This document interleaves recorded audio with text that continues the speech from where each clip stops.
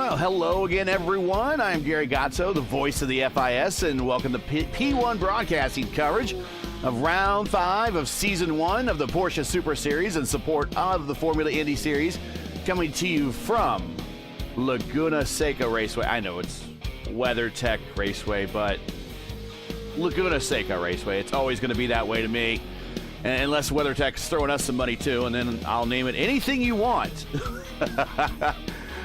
Joining me in the booth, as always, is Stevie Larkamp, getting ready to go racing here very shortly with the Porsche Super Series.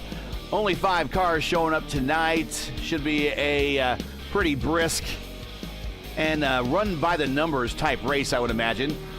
But welcome to the program. Welcome to be here once again in wine country. It's been a while since we've had a race here in the Formula Indy Series. Good to be back. Yeah, indeed it is. Laguna Seca, always good to be back at one of the true classics, not just of iRacing, but of the entire racing world, really.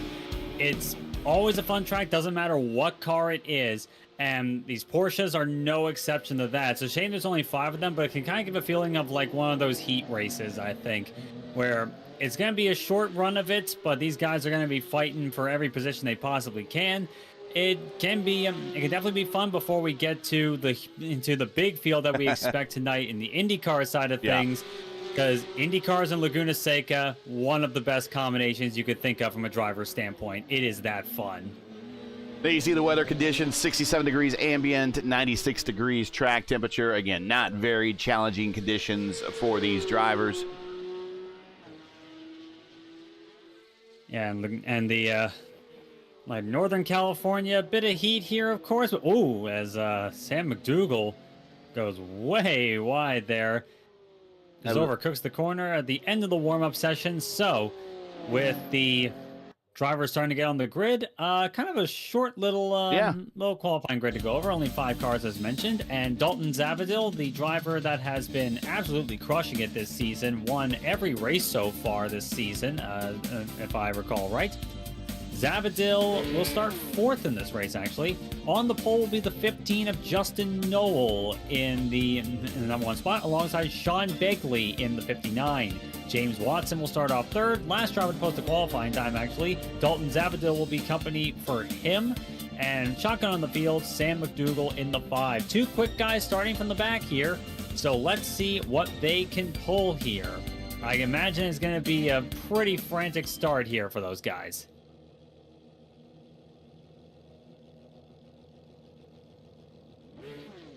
And slowly we get the cars on the grid here, and Zavadil is the one holding us from going green at the moment. May well be that he's starting from pit road.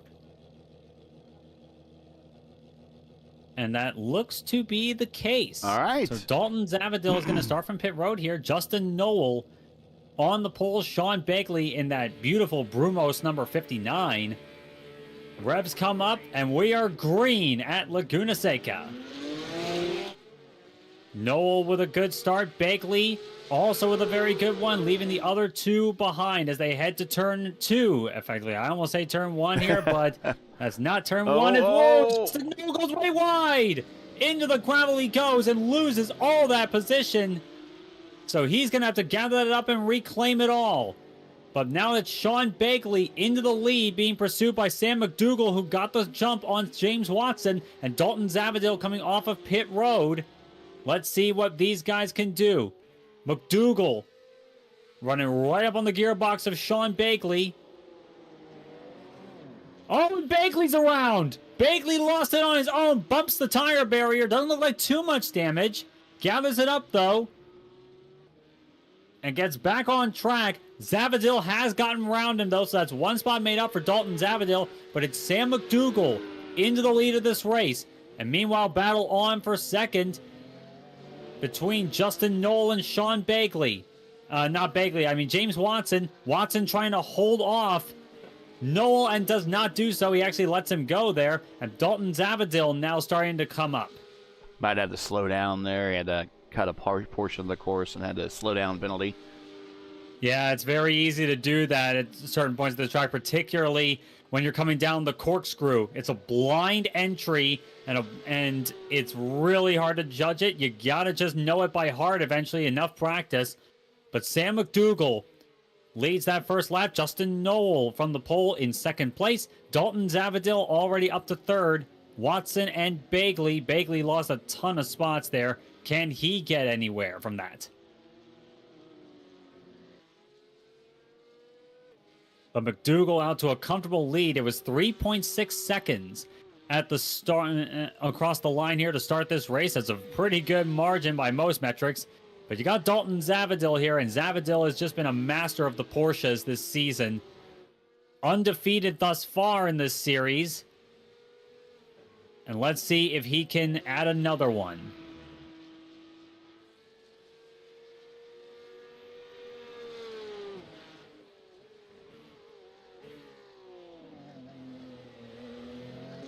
Going up to the corkscrew for the second time. Very tricky entry there, but Zavadil knows it very intimately, as do a lot of other experienced drivers.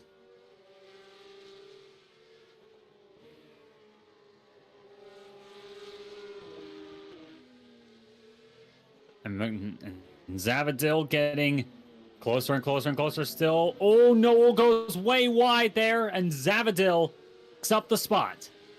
So that's P2 now for Dalton Zavadil as we come across the line. And that is fastest lap indeed for the number 24 machine, Dalton Zavadil, 124.5 to Sam McDougall's 125.3. And the gap is 4.4 seconds. And that lap, McDougall set the purple lap, and then all of a sudden Dalton counters and answers.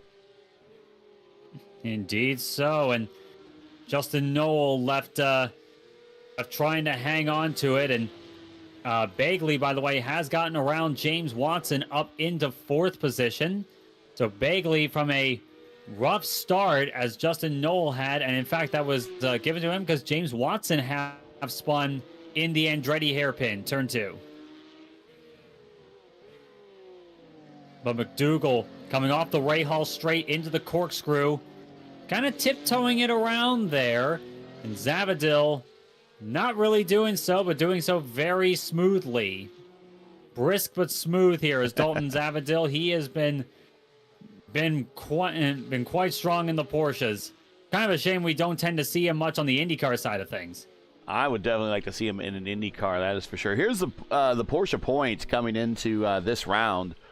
Zavadil, as you would imagine, sweeping all the wins this season, has a commanding points lead over McDougall. McDougall a 2 point lead over Zelinka. Zelinka not in the lineup today. Watson in fourth, Thomas in fifth, then Short, Knoll, Dubois, Sanders, and Solwedge, your top 10. Yeah, and quite a few of those drivers not in the lineup here. We know the likes of Kostik Solwedge is likely going to be preparing for the IndyCar race tonight, as well as a few others in the field there, but kind of small numbers here, which is really a shame because these guys, they put on good shows regardless when they get the chance to. And Dalton Zavadil has been showing a lot of strength, but Sam McDougall, trying to hold them off for the time being, has been showing strength of their own. Here is the schedule for the PSS. We are at round 5, Laguna Seca. Then we're going to take a week off when we go to the Oval next week at Milwaukee. Then we'll be back for round 6 at Sachsenring, then Spa, then VIR, and then Road Atlanta to wrap up the season. That is the 9-round schedule coming up here for PSS round 1 here of the Formula Indy Series.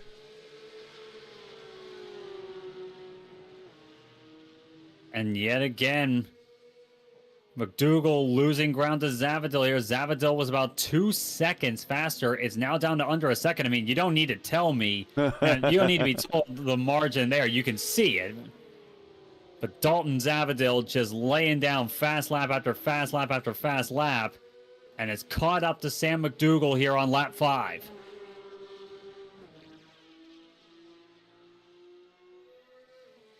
Last week at Sebring, it took him about 5 minutes to get to the lead. Taking a little bit longer than that. It's probably going to take right around 6.5, now 7. And 6 right about the 6.5 mark. There he goes. He's our new leader. Zavadil has it as they go up the Rahal straight there. McDougall trying to get a cutback on the inside as they head into the corkscrew. He's going to be alongside him for the time being. Does he send it? Not quite enough. Dalton Zavadil holds on to that lead. And now Zavadil sets his mind to just hitting his marks and running fast laps at this point. Sam McDougall trying to stay with him naturally. Let's see how well they do.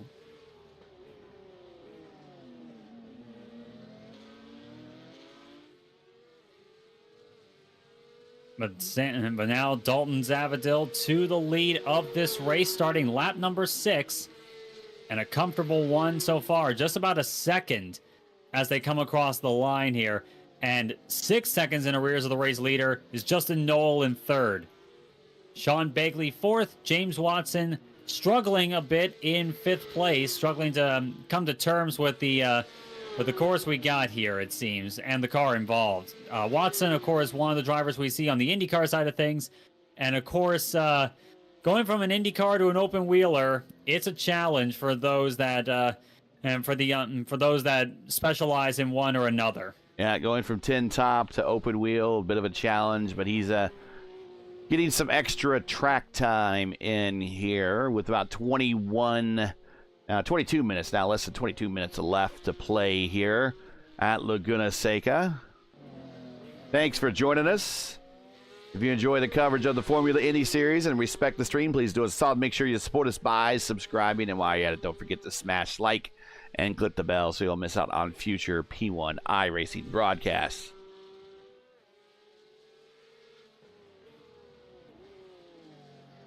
Zavadil off the final corner. Having a look at the margins here and seeing what kind of times he can pull out on this one. 23.7 on that last lap. That is the fastest lap of the race. Using a little bit of that runoff area off to the left, just coming out of the turn 1 kink there, coming into the Andretti hairpin to make that entry into the Andretti hairpin just a little bit wider. We'll see the Indy cars doing that as well. Yep, pretty common way of doing it, and you can get away with it just as long as you don't put all 4 over there. So you gotta play it careful, but you can definitely use that to your advantage. And Zavadil using that as one of the strong points here, using that little bit extra wider entry to carry speed through the middle of the Andretti hairpin.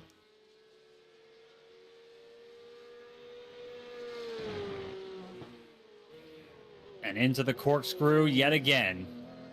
Left ground drops away from you. Feel a little bit light going over that, and it is all part of the fun.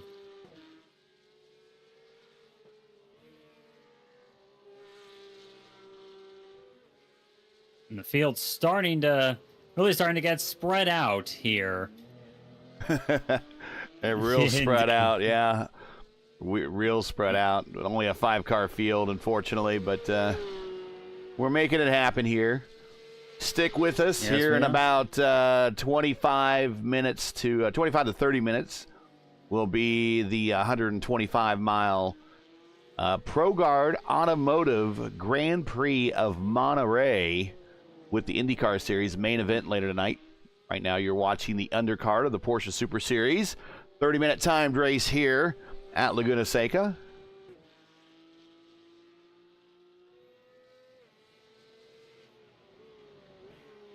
And regardless of the pace these guys are on, they all seem like they're maybe struggling for some, but they definitely enjoy this place. It is a track that, yeah, there's some detractors of it, but they're kind of few and far between. This place has always been a lot of fun for pretty much any kind of road racing machine out there, tin tops and open wheelers alike. This is actually one of my least favorite IndyCar road courses. It is very hard. It is very hard. And the cars... I turn to for someone who doesn't like this place. Yeah, the IndyCars do not like the corkscrew, and we will talk about that a number of times during the upcoming IndyCar race about how the cars do not like to behave there. The cars are very stiff, and there is a huge and rapid elevation change there. And these cars do not like to bend. And when they come up over that ridge, it will cause the back end of these cars to get very, very light. And a lot of times, the drivers go to a strategy of aim and pray as they go through the corkscrew, where they try to aim it in a straight line to get through the corkscrew, and then hope all the while under acceleration, the back end doesn't come around on them.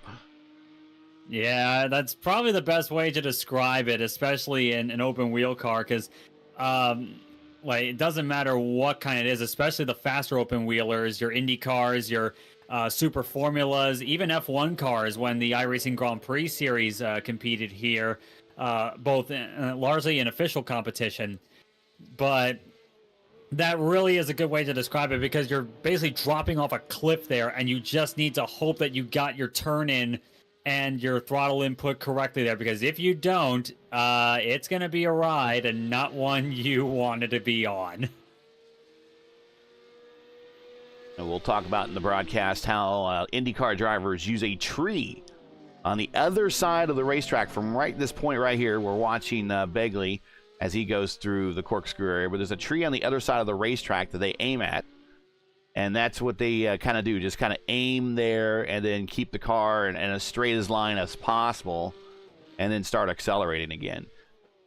I can tell you that when I was learning deeper ins and outs of this place, I think the tree you're referring to is the one that I was taught to look at going down the corkscrew. So it works in the virtual world too, for those that are trying to figure out the corkscrew. We'll elaborate more on that later on, I think. I'll break out the old telestrator and we'll pause a screen capture from there and show everybody. But 16:27 now, 26 left to play. Dalton Zavadil doing exactly what he's done in every other race this season for the Porsche Super Series inaugural season, leading the race and pulling away and setting fast lap every time. Every lap he leads just about. So more of the same, but now about 16 minutes left to play. You know, when he gets these big leads like this, it allows me to definitely pay some bills. We got a lot of sponsor reads we need to do today, but go ahead. Yeah, and more than anything, like, Zavadil once again putting on an absolute clinic here tonight. The gap has gone over 10 seconds at this point, at the end of lap 10 of this race. And McDougall, now about 12 seconds, I should say. It was 11.8 last time around here. So these guys learning and trying to take lessons from the master of the Porsches, Dalton Zavadil, here tonight. And it's a hard lesson to learn, especially for people that are coming from open wheel disciplines. But perhaps having a look at some of the replays of Zavadil's laps could give them some insight into where they're struggling. Well, P1 Broadcasting is excited to announce a brand new crown jewel event for the iRacing IndyCar community, a 600-kilometer, 186-lap battle at Michigan International Speedway on June 7th, 2025. An all-star, invite-only roster of the IndyCar community will take the grid, competing for over, I believe we're now $200 in prizes, including payouts for the race winner, pole sitter, hard charger, and halfway challenge leader. Stay tuned for more details and entry applications, and when they are available. June 7th at Michigan will be a race to remember, and maybe we'll get Dalton Zavadil in one of those Indy cars, because I'm sure he will be one of the invites granted for taking a hack at getting into the starting lineup for the P1 600 in June. Yeah, I have little doubt that he'd definitely be one of the ones receiving the invite, especially with the performances he's been putting on throughout this season in the Porsche Super Series. The gap now about 13 seconds over Sam McDougall, and it's just damping that authority consistently throughout the season. And if he's not invited, I don't know who will. Well, that's not all this year for P1. In December, P1 Broadcasting becomes the prime-time home for Happy Hour at the Brickyard, your nightly destination for all the action leading up to the prestigious PRI Hoosier 500 every night from 8 to 9 p.m. We'll bring you exclusive coverage straight from the track, practice sessions, driver interviews, expert analysis, and more, all building up to sim racing's biggest Indy 500 event, the PRI Hoosier 500. The last kiss of the bricks for 2025 starts here. Pucker up and don't miss a second of the action. Like, share, and subscribe to stay locked in. We'll see you in December for practice at the Brickyard for the PRI Hoosier 500. And I've been told by the organizers of that race, we are less than 300 days away from that starting. Yep. Amazing how time flies, doesn't it? And it's probably going to go by even quicker throughout this season here, getting up to the point where we're getting ready for the Hoosier 500. This is going to be a fun year of IndyCar competition throughout, like, all the leagues, all the official races, of which I definitely want to do some of the official stuff this year. Time is going to be something I need to work out on that one, but I'll definitely make a college try of it.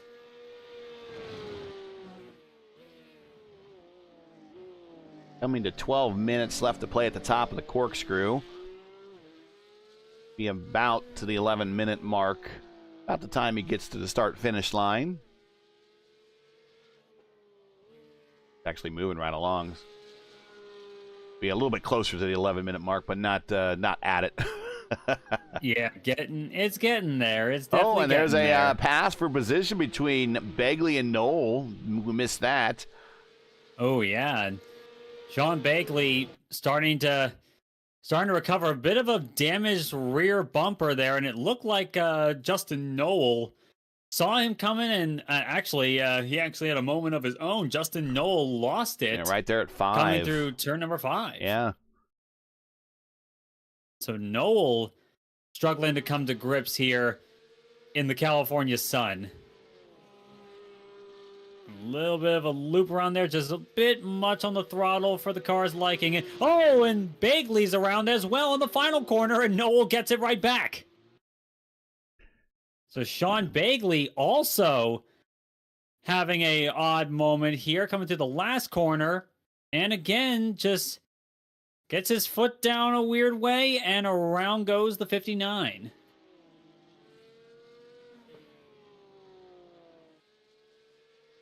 So a little bit of back and forth here, and mostly from little self-inflicted incidents between these two.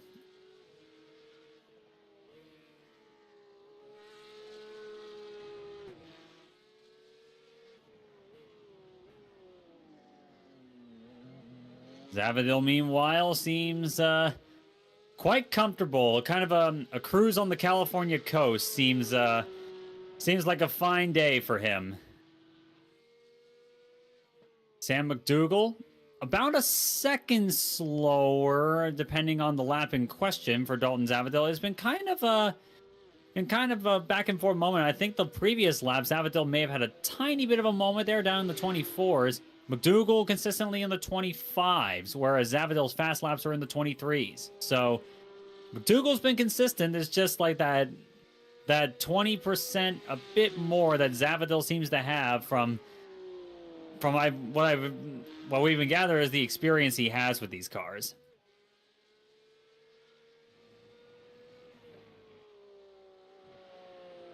Meanwhile, Knoll's still holding on to third place, and Sean Begley trying to catch back up. Was about 0.3 faster than Knoll on the previous lap, but it's a 7-second gap he has to overcome here, so that's going to be a bit tricky, barring, of course, any errors.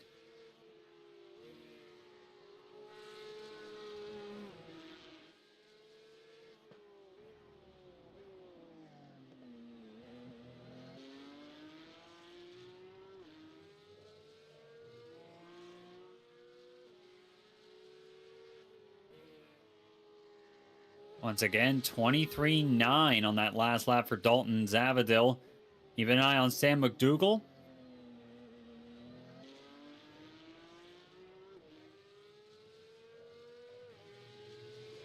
And across the line we go. In the mid-25s. So Zavadil up to an 18-second lead. And once again, an absolute clinic so far by Dalton Zavadil. It's been not a wheel wrong for him. That's one of the things I think that's been making all the difference more than anything else. For just hitting your marks and turning one lap after another, minimizing mistakes, the whole 9 yards there. Just a real pro that he is. Indeed, and especially for a track as well known as Laguna Seca is to the iRacing community, to the sim racing community at large. Laguna Seca is one of those tracks that you start to figure out whether you like it or not. You figure it out over time, and Zavadil certainly has figured it out, and not just the basic way you get around this place, but also the little things you gotta figure out to get to just squeeze that extra performance out, and that's exactly what he's been doing tonight.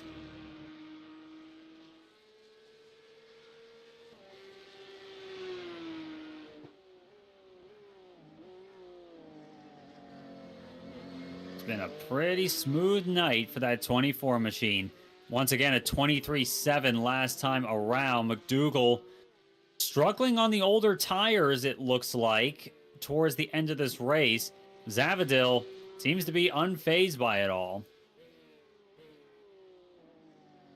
And keeping an eye on the battle potentially coming on for third place, Justin Knoll and Sean Bakley. Knoll crossing the line in third, a 25.9 last time around for Bakley. Coming across the stripe in that Brumos Porsche, 27.4. So yeah, a bit of a struggle there, and it may not be like typically rear bumper damage doesn't do that much to him, and it's always sad to see that really nice Brumos Porsche livery get dinged up like that.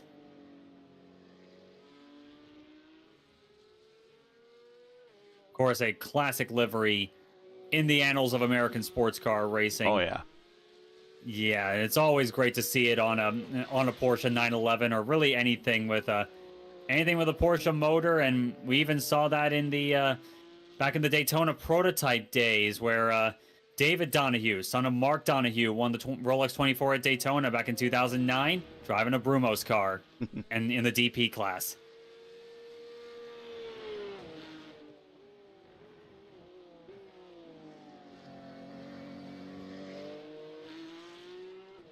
Down through the corkscrew, smooth there for Sean Bakley. As Zavadil works his way around lap traffic, that's James Watson, who's really been on the struggle bus tonight.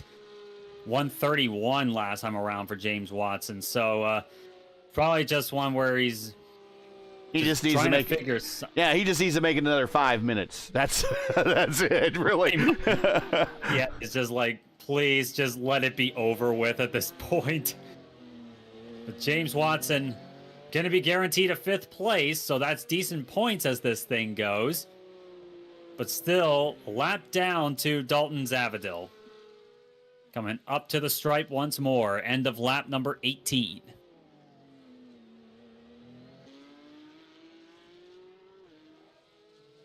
And if you are just joining us, this is the Porsche Super Series support race for the Formula Indy Series, coming to you from Laguna Seca, where we're getting ready to start the ProGuard Automotive Grand Prix or Monterrey here in about 10 minutes or so from now. But right now we got about 4 minutes left here in the Porsche Super Series race, where the leader is Dalton Zavadil again. Make sure to smash that like button, subscribe to the channel so you don't miss out on the next race, which for us on the channel is tomorrow night and Friday night. The AMA returns for their week 2, round 2 of their NASCAR schedules at Atlanta for their Grand National and Truck Series on Thursday and Friday night. And then on Sunday night, 8 p.m., it'll be the Votive Indy Oval Series at Phoenix. That'll be the next time we're bringing you IndyCar action after tonight. So stick around, subscribe to the channel, ring the bell so you know we go live. We have a lot planned between now and just this May alone. Never mind the rest of the year with the P1 600 and the Hoosier 500 coming up in the second half of the year. 3 minutes left to go here. Probably a couple more laps. Yep, as it stands, Zavadil with a 23.5 last time around. Doesn't get marked as the fastest lap, probably because he had an off track somewhere. Officially right now, lap 14 with a 23.7 is marked as his best time thus far, but I think that was largely because of off tracks. Really easy to do at certain parts of this racetrack here, particularly just at the exit of turn 1 going into turn 2. The Andretti hairpin is really easy to get an off track there, but where Zavadil is starting to come up to turn 6, ooh, way wide there. That's also probably what did it as well in turn 5. But turn 6 here, really easy to run wide there, get some dust on the car and get an off track, and lose momentum going up onto the Rahal straight, and then into the corkscrew. Again, really easy to put a wheel wrong here, but Zavadil has not been doing so tonight, at least not to a deleterious effect. Zavadil, smooth, consistent, maybe a couple of off tracks, but not enough to really throw him out of his rhythm tonight. And at least probably another 2 more laps after this.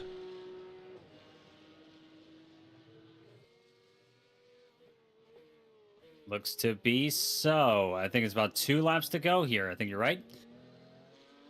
Zavadil once again smoothly getting it around turns 2 and 3. Meanwhile, keeping an eye on the others. McDougall, again, pretty consistent so far, running in second. About as they come across the line, 32 seconds behind Dalton Zavadil. Meanwhile, Justin Noel on the brakes for the final corner as McDougall heads out of the Andretti hairpin. Noel up to the stripe. About 20 seconds behind McDougall in this case. So pretty spread out gaps here in this preliminary race for the big show we got coming up. Zavadil out of the corkscrew through 9 and 10. Up to turn 11. 1 more lap to go for Dalton Zavadil to keep the streak going. It's going to be 4 for 4 at this rate. Be 5 for 5. 5 for 5, you're right. Yeah. Yeah, I lost track there. But Zavadil through the Andretti hairpin for the last time. Smooth sailing so far. Monterrey is definitely known for some really beautiful drives, really great, spectacular coastline drives around here. For Zavadil, this probably feels like one of them, except at a bit brisker pace. Every time I would hear about Monterey, I'm always reminded by the Dirk Pitt movie, the Sahara movie with Matthew McConaughey in it, where he tells Penelope Cruz, "Me, you, and the Bay of Monterey." I'll go in the Bay of Monterey with Penelope Cruz. I don't care. But out of the corkscrew. Sounds like a good time, yeah. Out of the corkscrew for the final time. Coming down into 9, 10, and the 11 complex. Final turn for Dalton Zavadil to seal yet another dub here in the Porsche Super Series off the corner. And just like that, another win in the back pocket of Dalton Zavadil here in the PSS. Beautiful drive once again. Dalton Zavadil. And a purple lap. Purple lap to boot. 23.485. The older tires do not hinder him in the slightest. Zavadil, a little bit of a drift there, a little bit of a victory weave, it looks like. But off the final corner now is Sam McDougall to take second place. It looks like James Watson's already punched. Looks like James Watson's already punched out. Here comes Noel. Like it, yeah. Justin Noel up the final corner and keep an eye. Ooh, Bagley, it looked like went wide of the corkscrew at the top of the hill. Couple more turns, Sean. Couple more. Come on, Sean. Just do it. You're almost there, buddy. Sean Bagley. 2 more corners to go. And that slightly used up Brumos Porsche will take 4th place here tonight out of 5 that started. And Zavadil parks it after a little bit of a spin at the corkscrew, but this one was intentional.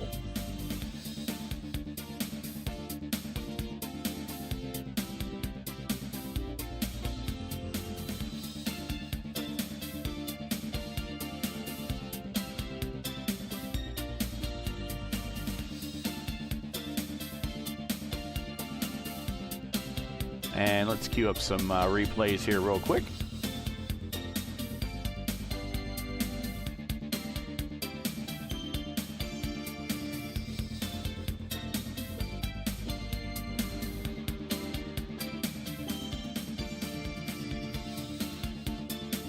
All right. And there you see the final standings for today's race. Zavadil, McDougall, Noel, Bagley, and Watson. That is your 5-car field. Nothing to it right there.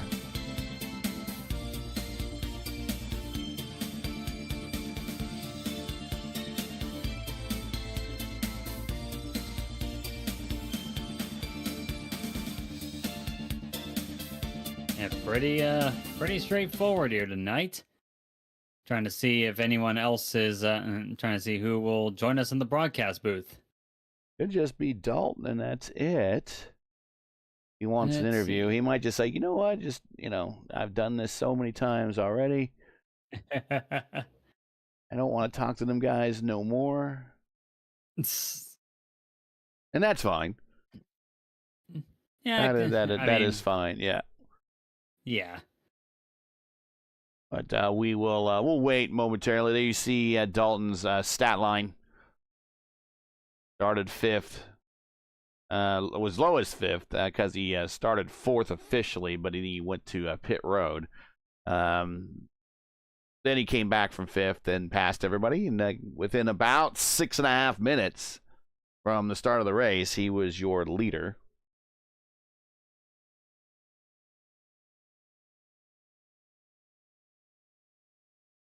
And if he is going to pass on the interview, that is fine. We can probably move on a little bit earlier here then.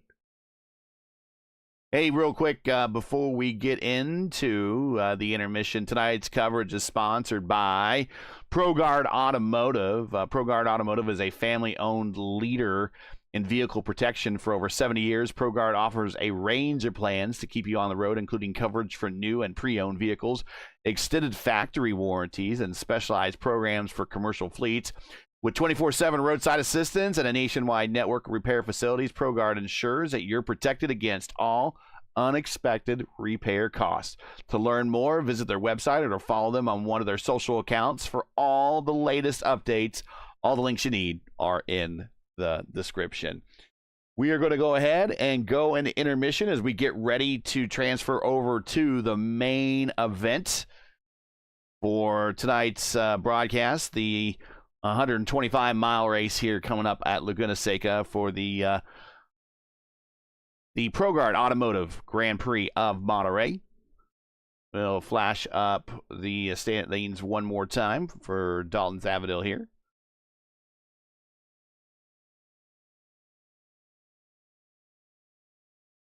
And we will go into break. You are watching P1 Broadcasting, your home of the FIS And we'll be right back with tonight's 125-mile main event here at Laguna Seca.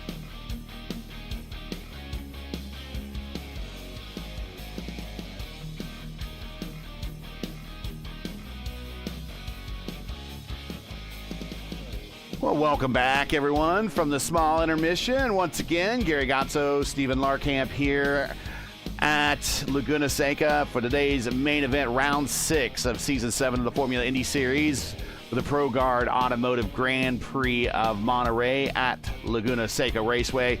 Also joining me in the booth is the host with the most, the admin, one of the admins of the league, Zach Flaum, not in the lineup today, but we've drafted him for action here in the booth. So welcome to the booth, Zach. You were talking in the pre-race show that our points leader's not here today, so we might see a little bit of a shake-up with the points. Yeah, thanks for having me, guys.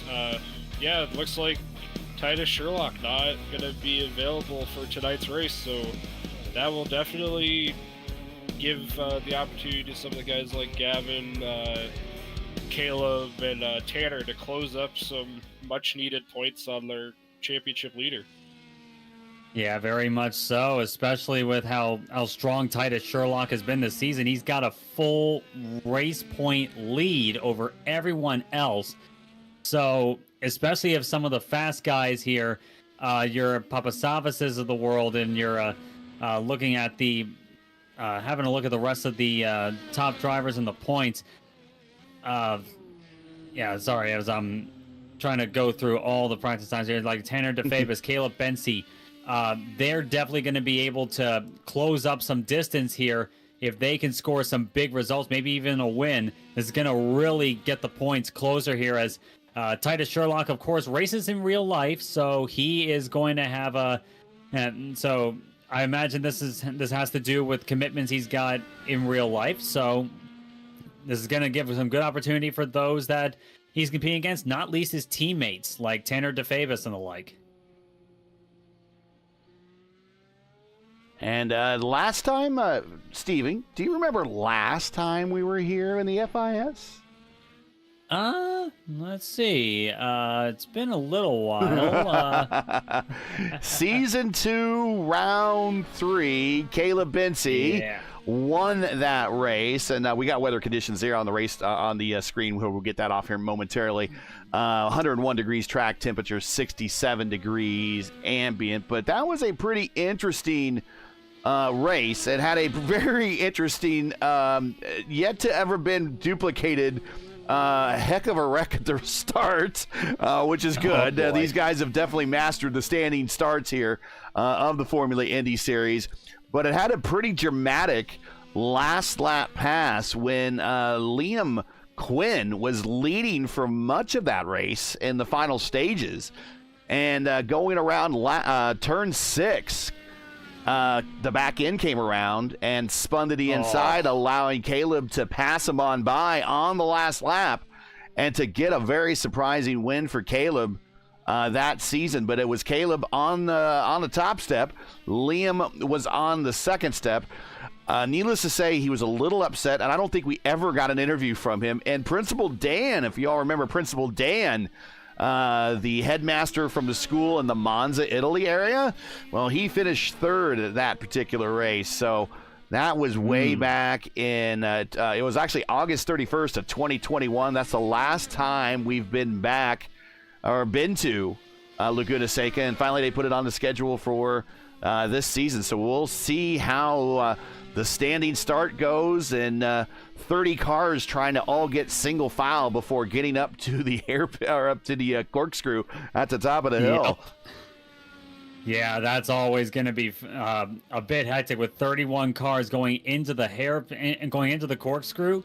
There's going to be some opportunity for some dive bomb moves. Some people trying to do their Alex Zanardi impressions, and sometimes it works. A lot of the time it doesn't. Or Grosjean, for that matter. He did a little less gracefully as Zanardi did, but that's a lot of dive bombs at the top of the hill. 5 minutes 18 seconds left to play. Sanders provisionally on the pole, Papasava second, Moss in third, Gianni fourth, Nixon fifth. Your lead amateur at the moment is Allen. Let's get into the points. Why don't we?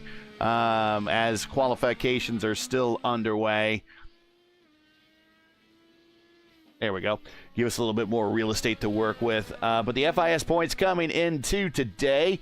Titus with a full race lead over the entire field, so he's missing today. That's going to shrink up very much as Caleb Bency now goes to the top. Caleb now second in the points, looking to capitalize the most. DeFabus in third, Sanders in fourth, very close third and fourth there. Papasavas, by virtue of a very good finish last week, is now in fifth.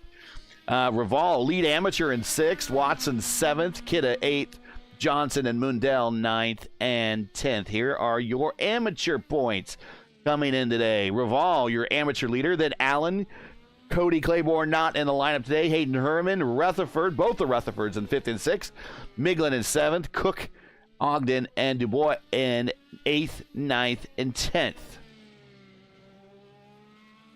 Team points coming into the round.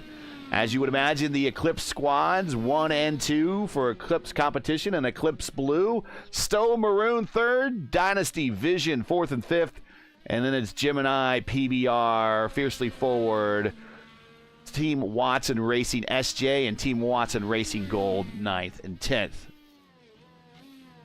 And looks like, close but not quite for Gavin Sanders. A 107.4 to Bency's 107.355. Bency still on the pole.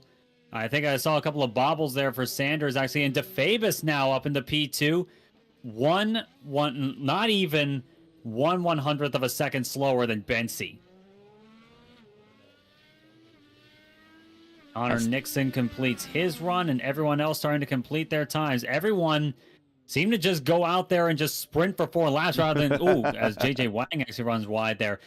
Seems to be everyone just ran out and sprinted rather than just 2 laps of one go of it, come back in, reset the car, and then go out for one more. They didn't seem to do that in this time around. We did see it at Sebring last time out.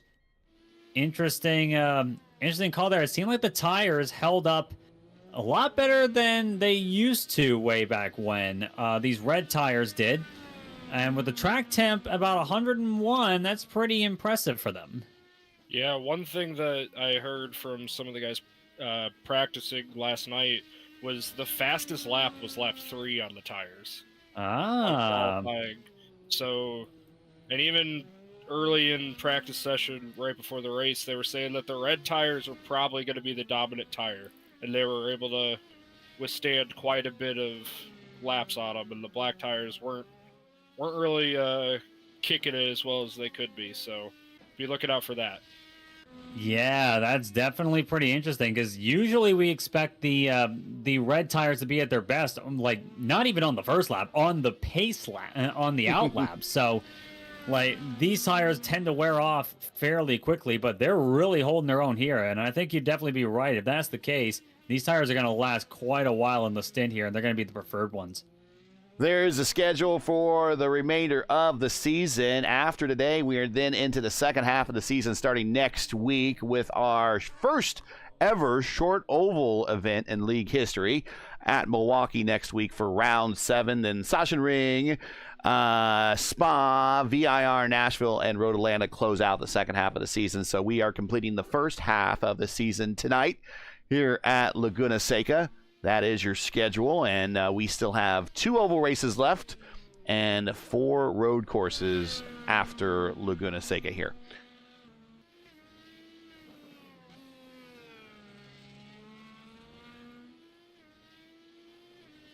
So 44 seconds left to play. Bency, DeFabus, Sanders, Papasavas, Tristan Moss in 5th, Connor Nixon 6th, Logan Spath 7th, Sebastian Gianni 8th, Schlosser in 9th, and Costello in 10th as your top 10 with 25 seconds left to play. Watching Matt Johnson at the top of the hill, getting a little squirrely before going into the corkscrew. Mm-hmm.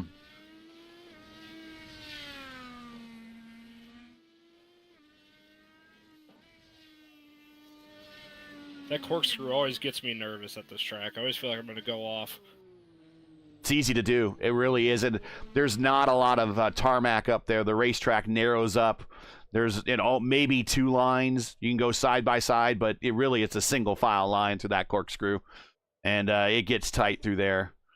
And also the road leading up to the corkscrew. I mean, that turn 6 is wicked. It looks a lot easier, but there's like a dip there in the middle of the corner and a big old curb on the inside that these cars that are, not very high off the ground, smack that curb. It's going to launch them off into the grass, not the grass because there's no grass here, off into the dirt on the other side of the racetrack. So we'll talk about, and we'll probably see a number of drivers having problems in turn 6 tonight.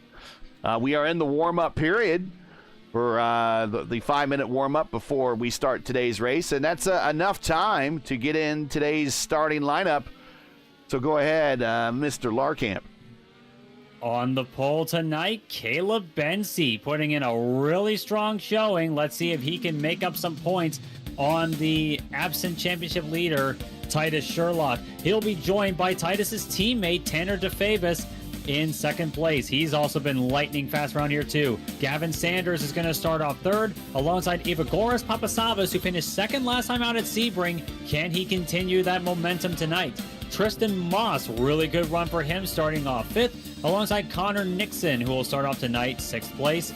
Logan Spath will start seventh, and Sebastian Gianni will be his company in eighth. Rounding out the top 10, Matt Schlosser, really good qualifying run for him in the 400, alongside Michael Costello in the number 10. Row 6 will be Kostek Solwich and Kyle Mundell. Row 7, JJ Wang and Takeshi Kita. Row 8, Kyle Allen and Dakota DeMade. Row 9, Matthew Short and Gabriel Aslane. Row number 10, Brian Labarge and Matt Johnston. Row 11, Hayden Herman and Tommy Roval. Row 12, Nick Goyette and James Watson. Row 13, Joshua Rutherford and Dan Miglin.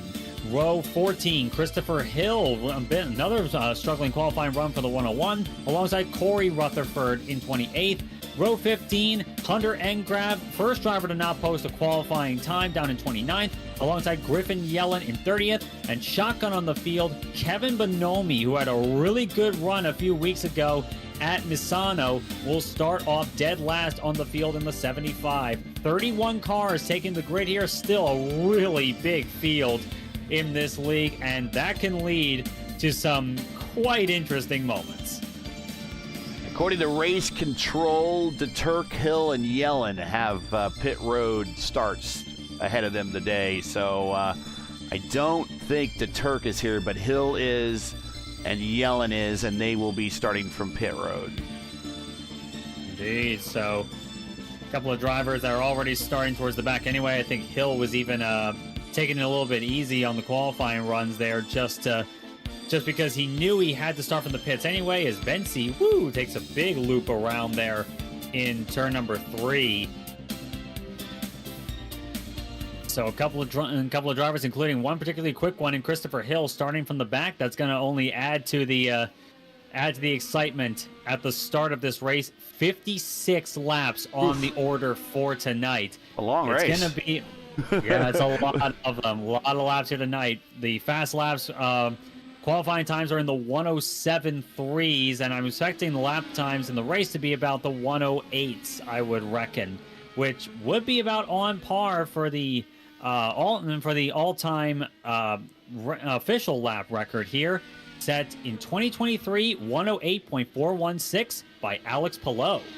Yeah, that was set during the race. The qual lap actually is held by oh gosh, I should have that information. No, it is held by, I should have this, and I don't. I see. Not Erickson. Rosenquist, yes. Rosenquist had the track record. It was just after they repaved the place. 106.6, I believe it was, for Felix Rosenquist when he was driving for Arrow McLaren.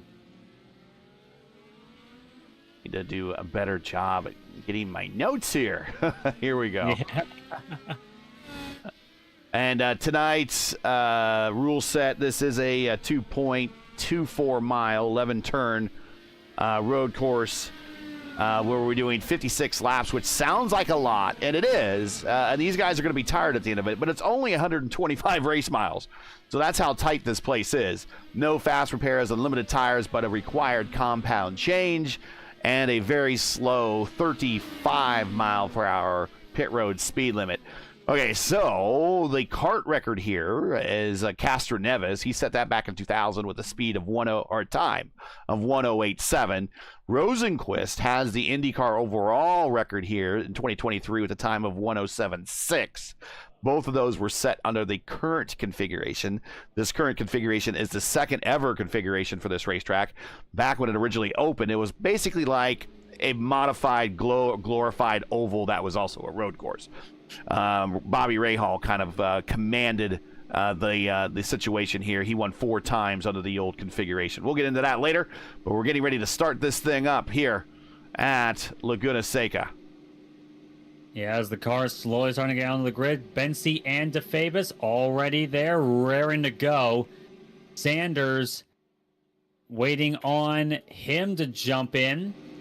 Papasavas as well. Actually, yep, there's Bensi right there. Sanders was on, so there's Caleb Bensi jumping onto the pole. A few seconds left for these guys to get themselves in position. 56 laps in Monterrey. Standing start, of course. Waiting on the revs. There they come up. Green flag flying. We are underway in California. And Bensi off to a great start. Look at Sanders get off to a really good start there. Comes right up alongside Tanner DeFabis and clears him going into 1. And Tristan Moss also taking the dive on his teammate Papasavas there is side by side. Multiple rows deep there. Ooh, big twitch I saw from Tristan Moss there as the Eclipse cars try to get themselves into some semblance or a bit of contact there, but Bensi leads it. And I believe that's Connor Nixon. Nixon moves up into 5th place. Good start there as Moss tries to take a back contact between them. Nixon's around. Nixon sent around into the wall there. Bit of argy-bargy already. Tristan Moss, though, also in the gravel there as he loses the position to Logan Spath. And more cars. There's Michael Costello, who's off to a really good start there. A little bit larger, but the corkscrew. Oh, contact behind them. Kostek Solwich forced off into the gravel there. More cars trying to dodge him. Already chaos here on lap 1. That was a 25 of Sebastian Gianni, who almost got into it too. Oh, more of it.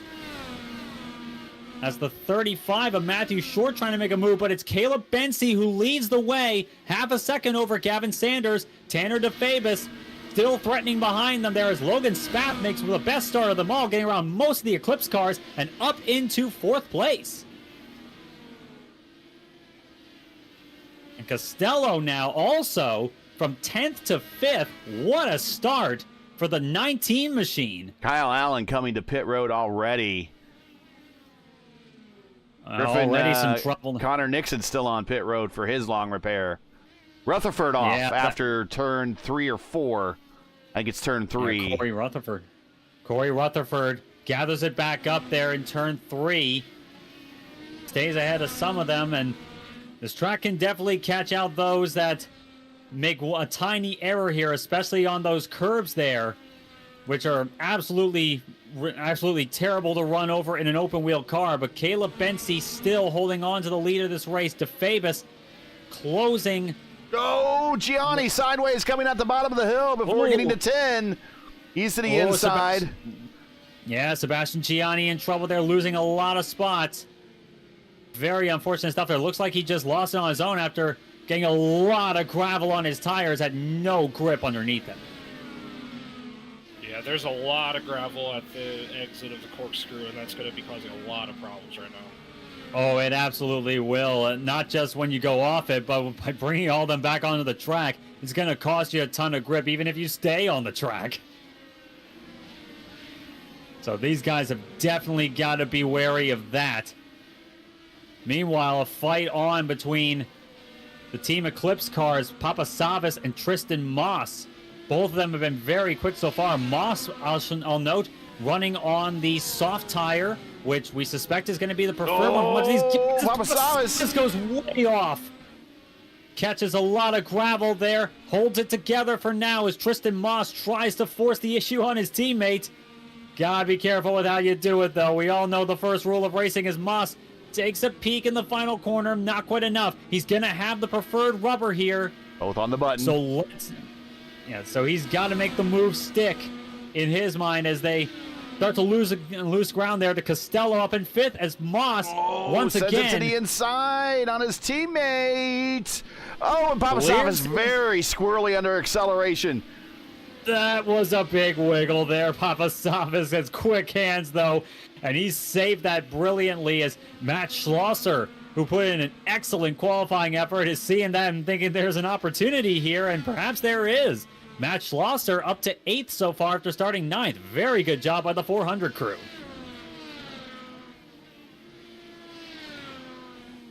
And there you see on the timing tree, if they have a little red triangle next to their name, that means they're on the alternate red sidewall tire. That is the stickier, faster. Moss went completely off the track, just dove it down to the corkscrew. I think he's got a slowdown penalty for that one. Oh my goodness, just completely missed the mark there. As Moss he does actually clear the black flag and does not sacrifice that position to his teammate Papasavas, but that was a scary moment for Tristan Moss. If you see the white triangle next to their name, that means they have the standard prime tire, the harder tire that will go a little bit longer in the runs. Looks like the majority of the field, at least up front, opted for the alternate tire first, and then during one of their stops they could change to the prime tire next.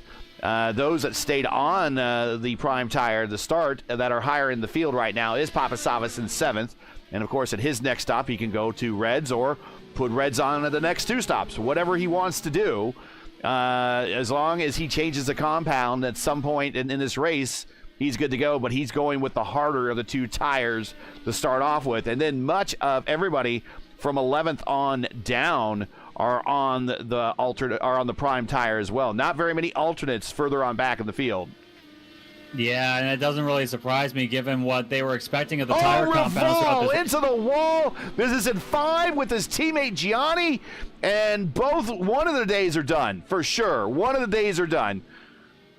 That's actually at 6. That is at 6, which is an extremely dangerous corner and turn. Very fast.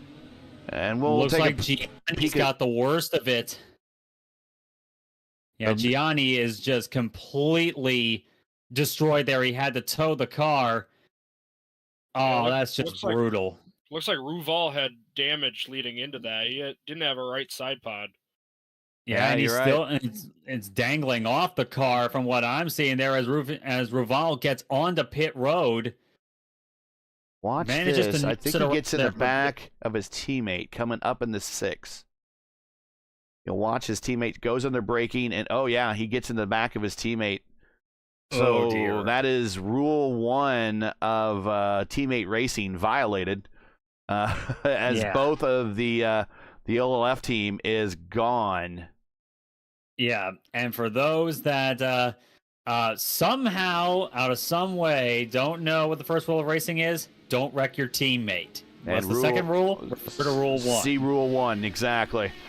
All right, so we've had a heck of a start here, Zach, but we got Caleb leading the way, Sanders in 2nd, Tanner in 3rd, Logan in 4th, and Costello in 5th. Rounding out the top 10, we got Moss, Papasavas, Schlosser, Wang, and Kidda.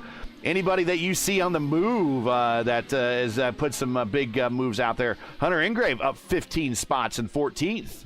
Yeah, Hunter up 15. Chris Hill 27th to 17th. And even his is probably a bit more because he has to start from the pits. And then I guess a little farther forward, Matt Short going 17th to 12th on the start. Yeah, and I was saying, there in the background because Costello, I'm keeping an eye on him. In 5th place, went way wide at turn 6 and got a lot of gravel going up the Ray Hall straight as he's trying to close up on Logan Spath in front of him for 4th position. It's been a solid start so far for Costello, the 18-year-old USF 2000 star. We have a few of them in this race here tonight, but Costello has had a mix of hard driving and also playing it careful while everyone else is making risky moves, and it's gotten him up to 5th thus far. For the longest time, this race was the final race on the IndyCar calendar. Lots of champions have been crowned here. 1996 Indy 500 winner Bobby Rahal won here 4 times under the old configuration. Danny Sullivan, Michael Andretti, Paul Tracy, Brian Herta, Patrick Carpentier. I always say that when I read off the names here. That's a name you don't hear very often. But Patrick Carpentier, Colton Herta, and now Alex Palou each have 2 wins here. So if Alex can break in with another win here later this season in the NTT IndyCar schedule, or even Colton for that matter, they will break into kind of a class of all their own, all alone in second place in all-time IndyCar wins here at Laguna Seca. Laguna Seca is also the home to Rick Mears' 7th and final road course win, and of course, the infamous last lap pass, race-winning pass by Alex Zanardi over Brian Herta in the corkscrew in 96, simply dubbed as the pass that has gone down as one of the greatest moments in all of IndyCar history, and that happened right here at Laguna Seca. Yeah, and it really shows just like how well this track is stuck over the years with so many generations of racers. And it may have changed a bit since its early days, but it's still a timeless classic as far as a lot of drivers are concerned. Laguna Seca, it may look like it may be one of those tracks that you get acquainted to on your first play of a Gran Turismo game on your PlayStation, but it still has its challenges all the same. Even if you're a veteran of the place, it still has some familiarity, but also some challenge to throw at you every single race. And we see that every time we come here. Battle for 21st. This is really the closest battle on the racetrack by a bunch of cars. It is Griffin Yellen leading this pack of Yellen, Watson, Rutherford. That's Joshua Rutherford and LaBarge. So 21st to 24th, all under a blanket, trying to run each other down. And not too far ahead of him is Hayden Herman in 20th and Dan Miglin in 19th. Yeah, go ahead. I'm sorry. No, go ahead. I was going to say, Gavin Sanders looks like he might be closing in on Caleb Benzie here. He's putting quite a bit of pressure on him for that top spot. Yeah, he was a tad bit slower the last time around, but he's definitely eaten into that lead. It was about 1.2 seconds at one point.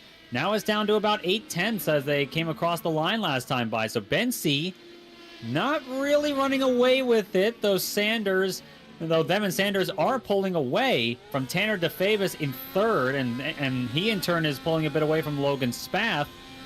So it's turned into a bit of a battle here between these 2 longtime competitors in the series, 2 teammates and friends. Former series champions, the inaugural champion we're riding with right now, that is Gavin Sanders. Champion 2 seasons ago is right ahead of him is Caleb Benzie coming down to turn 1. That is turn 1, that little kink right here. Here's the Andretti hairpin. This is turn 2. It's kind of a double apex turn. Then they're downhill in the bottom portion of the racetrack. Here's turn 3. A little bit of a straightaway with the pedestrian bridge. They go underneath that. Here's turn 4. Then a bit of a straightaway and coming to turn 5. This is where the old course used to rejoin. Right here at turn 5, where it used to connect turn 1 and turn 5, or turn 2 and turn 5. Now we go back uphill, and this is the most difficult corner on the race course right here, I believe. 6. There's a dip, and it sends you right off into that dirt if you miss it. Up the hill, up the Rahal Straight, and now it's like threading a needle. Now here's the corkscrew. And down and through the corkscrew just like that, continuing downhill. In the 9, here is 10. The entry to pit road is just to the left, and it's one of the more difficult pit roads to get onto in all of sim racing. And then that is 11, and we're back on the main straightaway. And if you don't see too far down the road from where Caleb Benzie is, there's lap traffic involved with Kyle Allen and Kevin Bonimi in his way. Yeah, that's just how quick these laps are around here. The leaders are clocking around 1:09, 1:08. Sanders starting to close up a little bit. And what's really going to help his case here, most likely, depending on how This is weave through. Is this traffic here? Kevin Bonomi is the first one they're going to be coming across, and Corey Rutherford as well. In fact, Bonomi got around Rutherford for 25th spot, so it's starting to get to the point where, in the words of Brian France, in words of Bill France Sr., I should say, in words of Bill France Sr., leader's got to do some passing of his own. Here he is, and he's up on that lap traffic staying wide and out of the way. Zach, when do we expect first round pit stops to start popping in here? Are the people with the alternate tires possibly coming in first, or are they going to go deeper into the run? Yeah, that's a good question. I was looking. It looks about 24, maybe 25 laps if you're stretching fuel on a fuel run, but I would bet they're probably going to want to run the red tires pretty long. I could see maybe a 20, and a 16, or even running them full 24 if they're feeling good. 24, and then what would that math be? Like 10, something like that? Yeah, a little bit of a Red Bull dash at the end. Yeah. Yeah, I think you're going to want to not be on the primary tires for too long here. And I think as long as they can keep the reds under like a 109.5, they're probably in a good spot. Yeah, I would think so. And these guys are definitely keeping these tires underneath them. And we got a bit of a cloud cover now coming over the track, and that tends to, if not cool the track, but keep it at a steady temperature. So the pace could definitely keep its consistency here, and a colder track temp does tend to lead to quicker lap times and better tire deg on the iRacing tire model. So these guys got a bit of a reprieve tire-wise here on this opening stint. Let's see how long it holds. Yeah, I will say it looks like Caleb's having a bit of a rough time with the rears right now, so that might be something to look out for.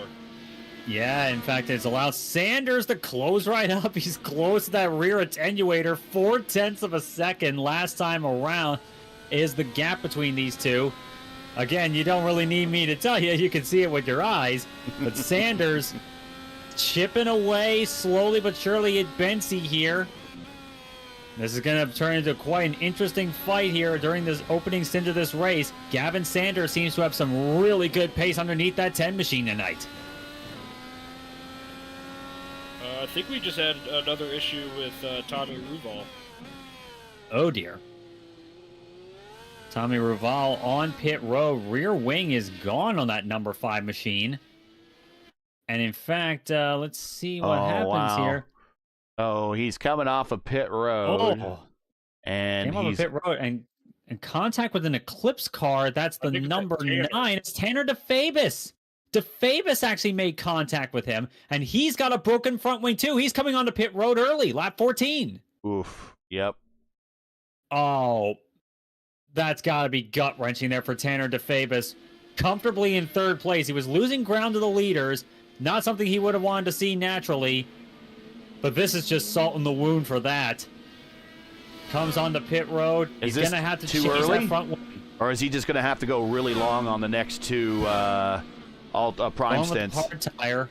He'll probably just have to run a full stint on the primaries. Okay. Yeah, like this is not the strategy he would have wanted for this race, especially with how preferred the red tire is. But he's got to change onto it at some point. Careful. Oh, yep. Careful. That pit road here really this is one of the worst pit roads to get on, and it's one of the worst pit roads to get off of. Yeah. It truly is, especially cold tires. They were saying cold tires are a pain to get up to temp. So. Oh yeah. Like, it certainly seems that way, especially with the with how fast with the red tires pace coming on a bit later on in the stint than most other tracks. And keeping an eye on this lead battle as the leaders, Bensi and Sanders, have been working their way around more lap cars here. Yeah, Sanders getting a little bit of extra rotation in the corner, in the Andretti hairpin in the middle, between the 2 double apex zones there. He seems to goose the throttle a little bit extra in there and just sneak up closer to Bensi's rear attenuator, and that's kind of where he's been gaining the most right there, is really in the Andretti hairpin. Now they're coming up the hill. They got Watson in front of him. Watson currently running in 20th spot, so they've lapped all the way up to 20th position. 31 cars started this race, so once again, props to you admins that run this league. Putting 30 cars on the grid at any race in the IndyCar community here on the iRacing service is no easy feat, and you guys continuously do it. Yeah, I appreciate that. One thing I was just noticing when watching Caleb and Gavin here is Gavin's got like 30 seconds extra of push to pass over Caleb right now. Like, I know it's early in the race, but it's like 190 to like 160 right now. Yeah, that's... There it is. Not as big. Oh, again. I think you got that right there. Sanders does have some better mid-corner grip, especially in the Andretti hairpin. He's got a lot of grip underneath him in that car, and he is confident. There you see the push-to-pass situation right now with all the drivers. 168 for Bency, 186 for Sanders, 175 for Spath, 170 for Moss, 136 for Costello. That's your top five, and those are in seconds. And keep in mind, 200 seconds is what they normally give for a regular distance IndyCar race, which is about twice the distance that we're running, or twice the number of laps that we're running here today. So they actually have a lot more push-to-pass that they could actually use in this race, but they will use it all. A lot of these drivers will over the course of this 125 miles. And as you know, and you could attest being a regular driver in this series, Zach, you could use it to push the pass, you can use it to push the defend, but anytime you use that button and anytime you do push that button, it's going to impact the amount of fuel you're using. It does drain some more fuel, use some more fuel. And yeah, honestly, a lot of times I don't even use it as a push to pass or push to defend. I use it coming out of the corners because it gives you a bit more just like early on throttle speed. And then you can kind of get off of it because it's really not helping you out at the like 5th, 6th gear. It's really more beneficial early on the straightaways. Yeah, especially so at a track like Laguna where there's not really any long straightaways here. Even the Rahal straight is not that long. So it's all about the acceleration off a corner there. You're using that as extra grunt coming off the corner, and that's what's going to get you the momentum against the guy in front or defend against the guy behind. And right now, Bency playing a lot of defense with push to pass so far tonight. Yeah, and one thing I just noticed, Tanner DeFabis, probably 2 laps on the primary tires right now. He's still going slower than Caleb is on the red tires. So that's something to be aware of as we go through here. I think the red tires are entirely the tire to be on, no matter what. Yeah, pretty much. And it's one of the reasons why DeFabis has got to be frustrated with having to go with the hard tire this early on in the race there, because they're definitely not giving him the grip he needs there. He's about even with them on pace, but that is with much younger tires there. He's around a 109.3. He's coming up to the line now. Let's see what DeFabis has on this lap. 109.1. So it's roughly even with the leaders, and the leaders have much older rubber underneath them as Bency and Sanders work their way around traffic. Sanders probably looking for any opportunity he can here. He's way up on that attenuator again.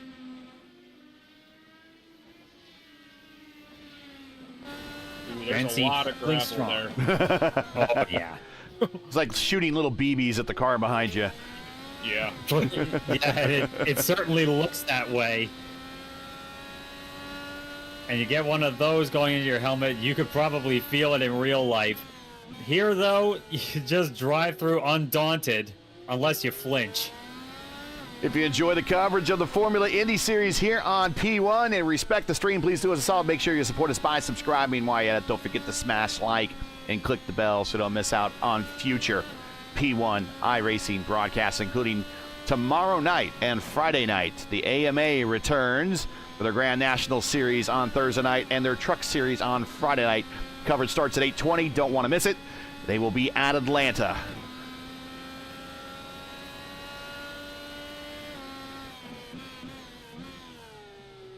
Still very close between these two. Meanwhile, I'm looking at the battle for 4th place. 2 teammates, Costello and Papasavas, 2 of the USF 2000 stars on the grid. Papasavas 4th, Costello 5th. Costello We got 3 of the Eclipse cars right together, though. We got Papasavas, Costello, and Moss.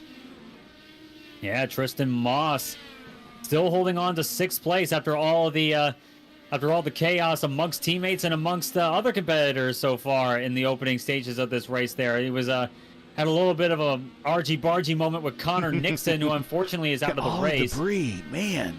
Look at all that coming off here, and it's the kind of California track, but not quite the one like Sonoma, where in the springtime you get the really beautiful grass there at Sonoma Raceway.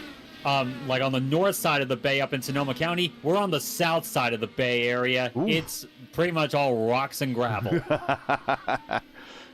Still really pretty though, regardless. The Pacific Coast is beautiful. Yeah, I never understood why we don't have races at Sonoma in, like, the pretty time. Like, why do we go there when it's brown? I don't get it. Like, yeah, it's wine country. Let's show it off a little bit. Yeah, I mean, maybe they just don't want to deal with the groundkeeping after the race is over. That could be. That actually could be it, right there. Very fair point. Yeah. That could be it. Yeah, yeah. The groundskeepers have got to be frustrated with that. They might say it's just more environmentally sound just to kill the grass that's not there or dormant, but instead of killing the grass. Moss coming on the pit road. So lap 21, the start of scheduled pit stops, I'll say, for the front runners here, for the drivers in the top 10. Meanwhile, the leaders catching up on some more lap traffic here. It's actually... That's the 55. That's Hayden Herman. Caleb Bensey's teammate lets them go. Lets them go very smoothly. But keeping an eye on Moss. Switches to the blacks for this stint. And the 41, bit of a slow one, but down and away. Gets up to speed here. And again, very tricky pit exit, especially when you get down to the Andretti hairpin. Very tight radius. Now, have you noticed now they made a change in the sim that you used to be able to knock down those cones there, or sometimes the cones you pick them up on the wing and you take them with you. You know, now you could just drive through them and nothing happens to them now. Have you noticed that? Sanders is in pit lane, by the way. Sanders, pit road. Jumped off. Sanders coming in first of the two to blink. I almost wonder if it would be a good idea to short fuel this for whatever you need and just run the primaries until you can get to that final stop. That could be the case as Sanders gets down and away. He's got Yellen right in front of him out of pit exit. Yeah, that's going to slow him down just a little bit. See how much he catches him on the corner of exit on the pit exit there. I don't know if that slowed him down, but now he's got racing right in front of him. He's not liking that for his outlap. Coming out in that traffic's not what he had planned. Oh yeah, this is not at all what Sanders wants to deal with on the outlap here, and these are always crucial. Getting the tires up to temp and getting yourself up to pace. So Sanders, Bensey coming in. Let's see what the 21 crew have for our race leader. He's been dominant so far this race. Sanders has been hounding him pretty much the whole time, but has held firm. What is the game plan? Caleb Bensey, Logan Spath takes over the lead of this race. Bensey on his marks. And staying with the red tires on this stint. Interesting call there.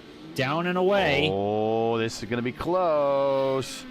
Sanders on hot tires there. Bensey trying to get up to speed there. And again, Bensey's got... he's going to have JJ in front of him. JJ Wang, and he's off. JJ Wang goes off and nearly hadn't caused a moment for Sanders. Oh, actually, that was Nick Goyette. Sorry, that was Nick Goyette. Bad there. So Nick Goyette almost caused a moment there, but Sanders does not quite get by Bensey, and Bensey is on fresh red tires. He's going to have the pace to pull away. Needs to but Bensey, of course, got to switch to the blacks for the final stint. Yeah, something happened to Costello. Costello is not in the lineup anymore.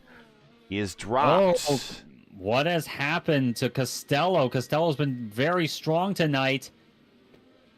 Oh, Caleb just spun. Coming Oh, out no, of the Pensy. corkscrew. Pensy around in the corkscrew. Oh, no. Oh, yes. And, Oh, my goodness. Gavin sneaks by in the slimmest of all margins. Yes, he did. And Bensey trying to recover there as Sanders takes over the race lead. Caleb Bensey holding on to second. 3.4 seconds is the gap. Now he has got to Watch this. make no more errors and pull up laps. I got to say that was a cold tire. You would think maybe the alternates would be warm by that gets to the corkscrew, but that might be a cold tire situation. Here are the weather conditions updated, by the way. 89 degrees track temperature. Yeah, it's gone down by about nearly 15 degrees, in fact. It's gone down by. So that track is getting colder and colder as the run goes on. And that could also be a factor, too, because cold tires on a cold track, not really good until the tires get up to temp. Well, the racing gods give you a win at Laguna Seca by the leader in front of you spinning out, and the racing gods taketh away by you being the leader and spinning out and giving the lead to somebody else. So it looks like Caleb paying a little penance here to the racing gods at Laguna Seca. He is now second after the first round of pit stops complete. Gavin Sanders is first. DeFabus is in third. Spath is in fourth. Moss is in fifth. Mundell, who has not pitted yet. He has 24 laps into his stint, has moved up to sixth spot. So Mundell going long. Hunter Ingrave in seventh. Schlosser in eighth. JJ Wang, there is JJ. He is ninth. And Kidda is 10th. And now Bensey trying to work his way through lap traffic. Already he was about 0.8 faster than Gavin Sanders on the previous lap as he tries to work his way. Ooh, bold pass there in turn 6 of all places. That is not a place you normally would make a pass. But Bensey driving like a man possessed right now. He wants to catch back up to Gavin Sanders and looks like he's doing so on those fresh red tires as we come off the final corner, lap 26.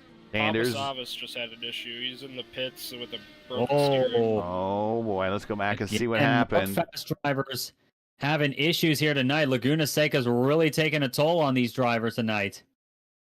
Oh, and here it is, coming off of 5. Ugh.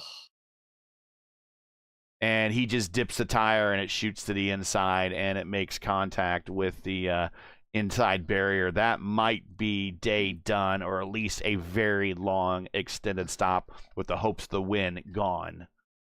Yeah, and from such a great run last time out at Sebring, and I think he punched out. I think he punched out. Yeah. Yeah, such a great run to a podium last time out at Sebring. Now we head over to Laguna Seca, and it started off well, and then just the tiniest of error costed everything. Looks like Kostek also had an issue at the corkscrew, and he's out. He's out as well, so this track really playing the attrition game on us tonight. We're down to 14 cars left on the lead lap here so far. So Laguna Seca is really taking its toll on these drivers, probably as much, if not maybe more so than Sebring was last week. Yeah, not sure. Can't really find what happened to Caustic there, what lap, but we'll get back to the live action here on hand. Gavin Sanders is the leader. Yeah, it's just no matter where you turn your head, there's stuff happening all the time. Oh, yeah. And Bensey's got it down to under 1 second now. Those red tires really doing him some favors. And the track temp going back up again. It's up to 99 degrees. It went back up real quick since the cloud cover went away. But regardless of that, those red tires still seem to be the preferred ones for that 21 machine particularly. And he is catching up, and not long from now, he's going to be right up on that attenuator. And they're both on the button. They're both on the button. About 0.6 of a second over the stripe. Last time was an 0.86 for Bensi, an 0.91 for Sanders.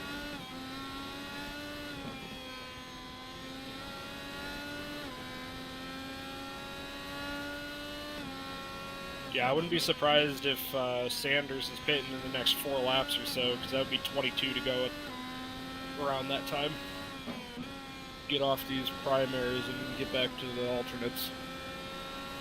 Very much so, and Bensi's got to be relishing the chance to get back on red. Oh, there's a car in front of Dakota. DeMade, I believe. Dakota DeMade lost it. They both got around him. DeMade trying to gather it up, and ultimately does so. But Bensi now all over the gearbox of Gavin Sanders, and going into turn 2 is going to be a good place to try it. Over the hill through turn 1. Bensi tries to take a peek to the inside. Not quite there yet. Now wow, what a rotation to the center of the corner. Oh, bold play here. Forced to the outside for turn 3, and it goes off. Bensi nearly went off there. Gathers it up, though. Oh, man, Sanders. He's got to be happy with this situation particularly, especially when he goes back on reds on the final stint. Tom Lundell in for his stop at lap 28. He might be going for the one stopper. Well, let's see how well that goes. I think haven't we seen him do the one stopper before already this season? He has done it multiple times, I think. Yeah. I think he did it at Bathurst, if I remember correctly. Yeah. Yeah. And I want to say Sebring as well. Yeah, I didn't make it to the end of that one, but yeah, my VR decided it wasn't going to have any fun anymore. So while we have a little bit of a break in the action, Zach, tell us about how you feel about how this season has kind of panned out already. We're halfway through, and anything possibly news you could tell us for next FIS season? I know you typically spread them out pretty wide on the calendar, so the next time we see FIS after the season's done, it might be into next winter, maybe even into 2026. We're in the early stages of 2025, but you guys do have other leagues planned for this calendar year. So, whoa, Gavin going wide. Way wide, Bensi right there, and takes back the lead of this race. Just the error that Bensi was waiting and was hoping to take advantage of. Yep. And turn 6 again claims another race lead. So what's it look like, Zach? I'm very happy with how this season has turned out so far. I think, like you've mentioned, getting 30 plus cars at every race has been huge, and we hope to keep that streak going for as long as we can.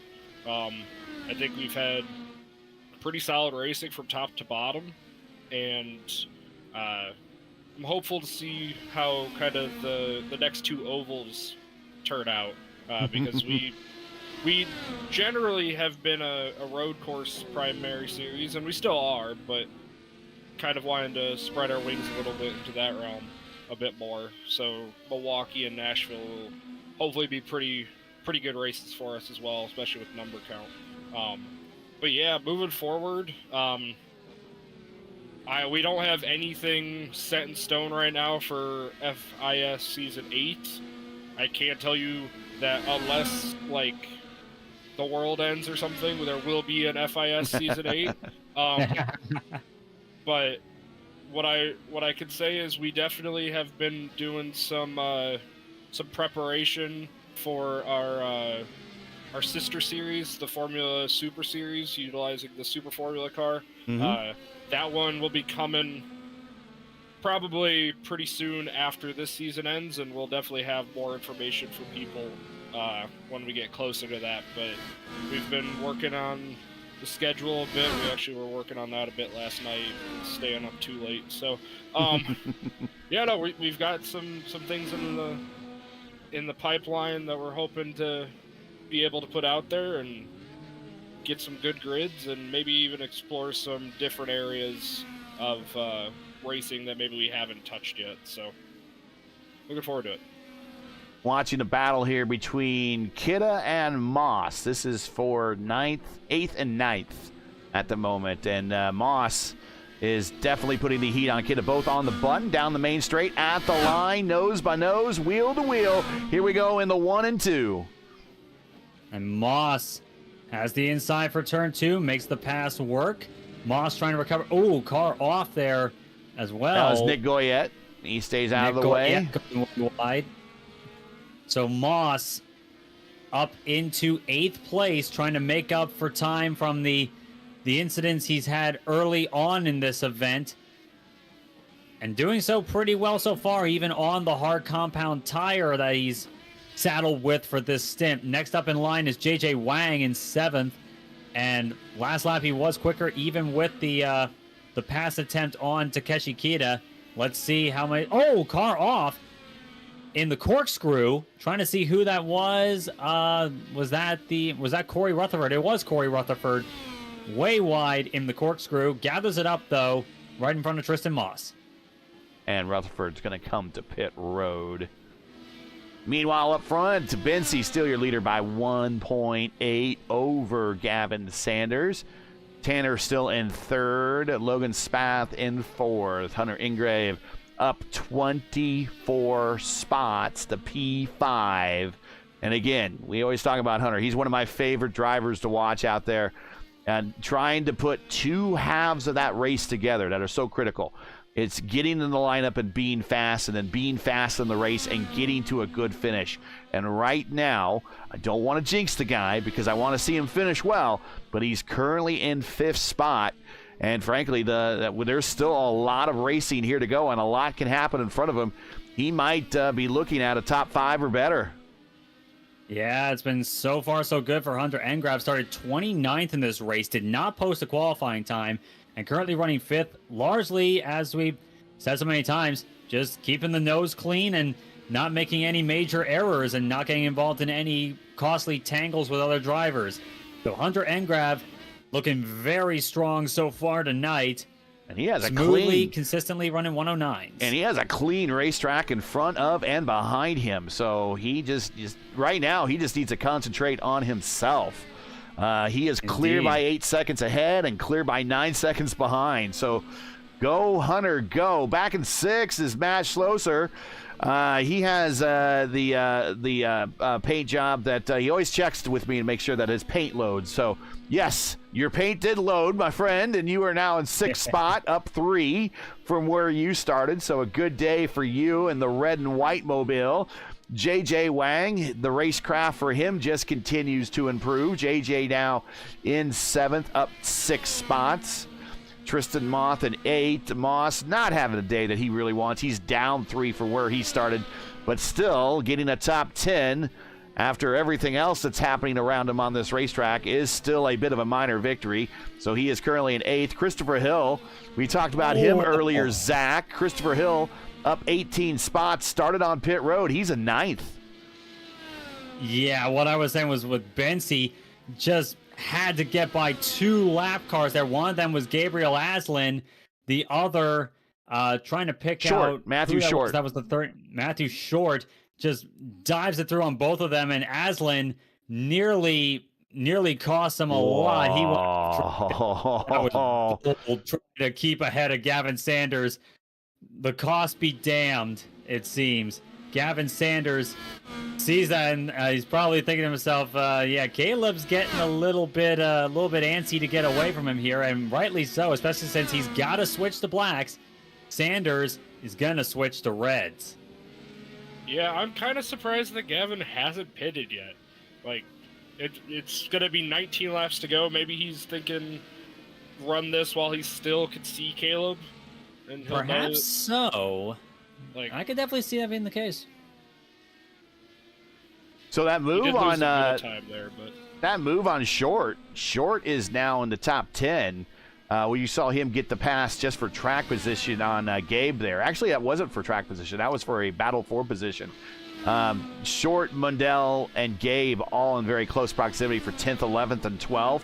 I believe Short was passing Gabe there for 11th, and then he later moved up to 10th, getting around Mundell. But the leader is now lapped up to 10th, so only the top 9 on the lead lap. And the last car on the lead lap is Christopher Hill, who's coming to pit road now, looks like for his final stop. Yeah, and Tristan Moss, by the way, has gotten around J.J. Wang for 7th place. So Moss, once again, still making up good track position on the slow stint here for him with the hard compound tire. So he's making up some good spots here, recovering from earlier kerfuffles, but it's been pretty smooth so far for that 41 machine. And Tanner DeFavis, I'll note, is also on pit road now, so final stop for the 9 crew. Switching to reds as expected. Off the jacks, waiting on the fuel, and away he goes. And in case you wondered, IndyCar fuel is gravity fed. It's not pressure fed. So the lighter those tanks get, the longer it takes for the fluid to go from the tank to the, or just transfer from tank to tank. Mainly because there's less weight to push down when the valve is opened as he goes wide. Get back on the road, man. There he goes. Cold tires once again catching out some people, including some really fast ones like Tanner DeFavis. Getting back up to pace. Sanders pit road, final stop. Final stop. Also on pit road, it looks like Brian Labarge in 16th for his final stop. Here comes Gavin to his stall, hitting the marks up on the air jacks. Fresh set of Firestones all the way around with the red sidewalls, as we had suspected. Peels out, down and away, and now he's going to drag race Labarge a little bit, but Labarge lets the leader go, or one of the leaders go. And now we thread the needle, coming back to the race course, because if you dip a tire on that section of the course right there, you're just sliding off. There's no way around that.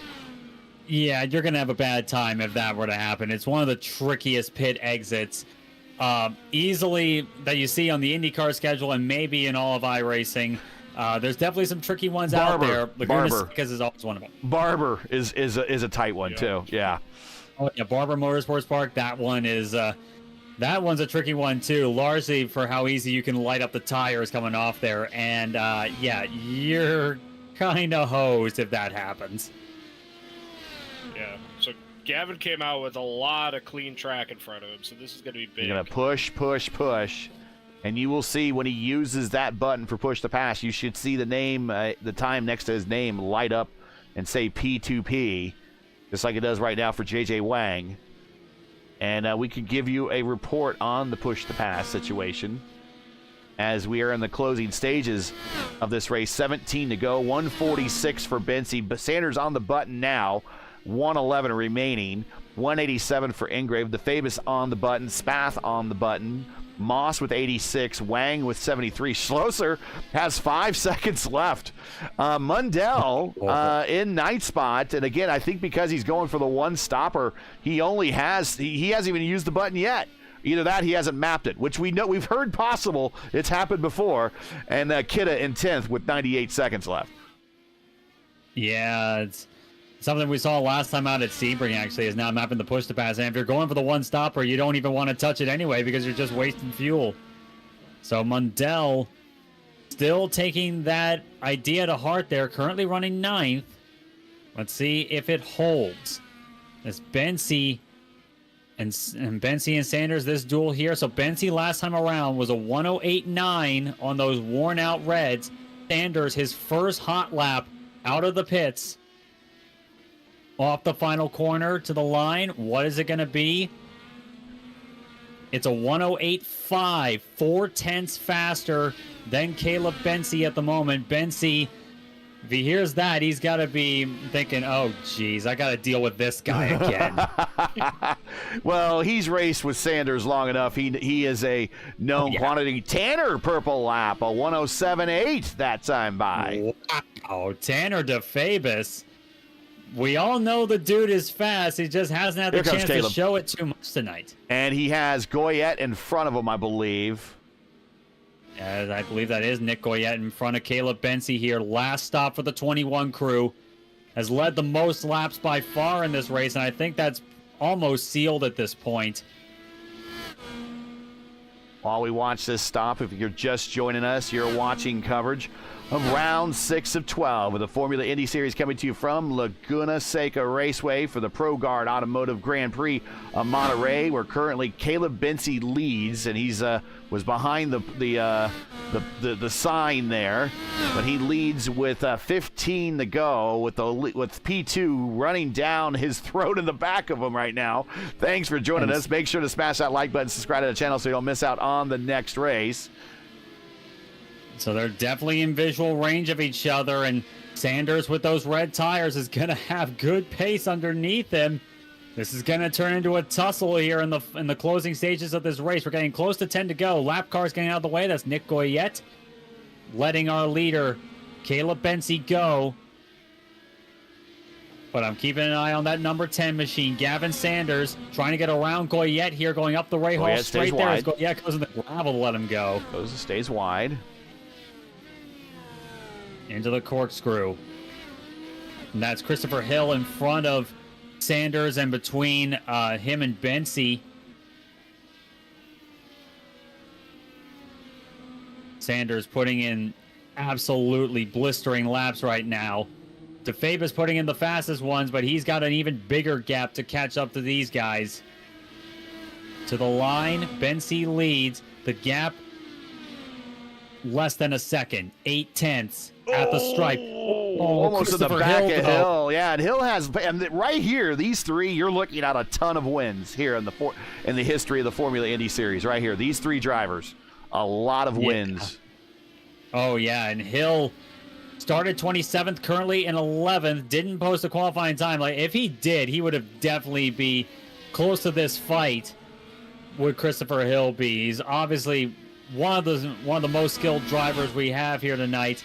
Gavin Sanders gotta be frustrated. Sanders on the button. Putting up with Christopher Hill, who's been putting up a fight so far, but it looks like he's gonna. Almost contact. There might have been contact. Yeah, it's not almost. That was.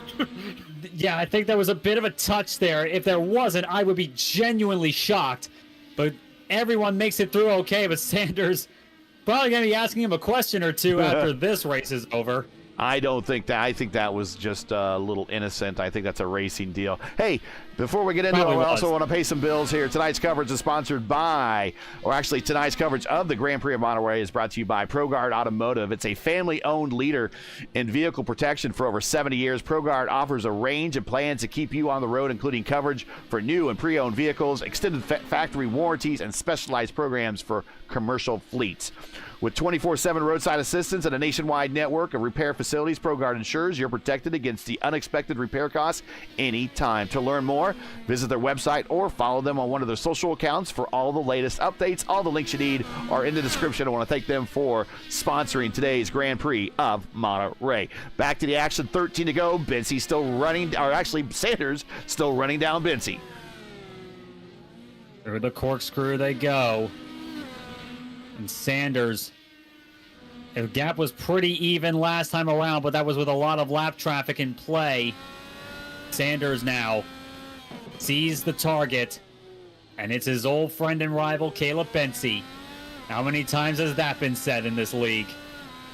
Gavin Sanders, last time over the line, 108.3, Bency a 108.6. Even on the hard tire, Bency's giving it everything he's got here. Push to pass, smooth entry, focus on exit. You gotta keep your wheel steady here. They're all up to temperature at this stage, so there's no risk of cold tires catching them out. But Laguna Seca can definitely throw you some curveballs here regardless. Doesn't matter how hot your tires get.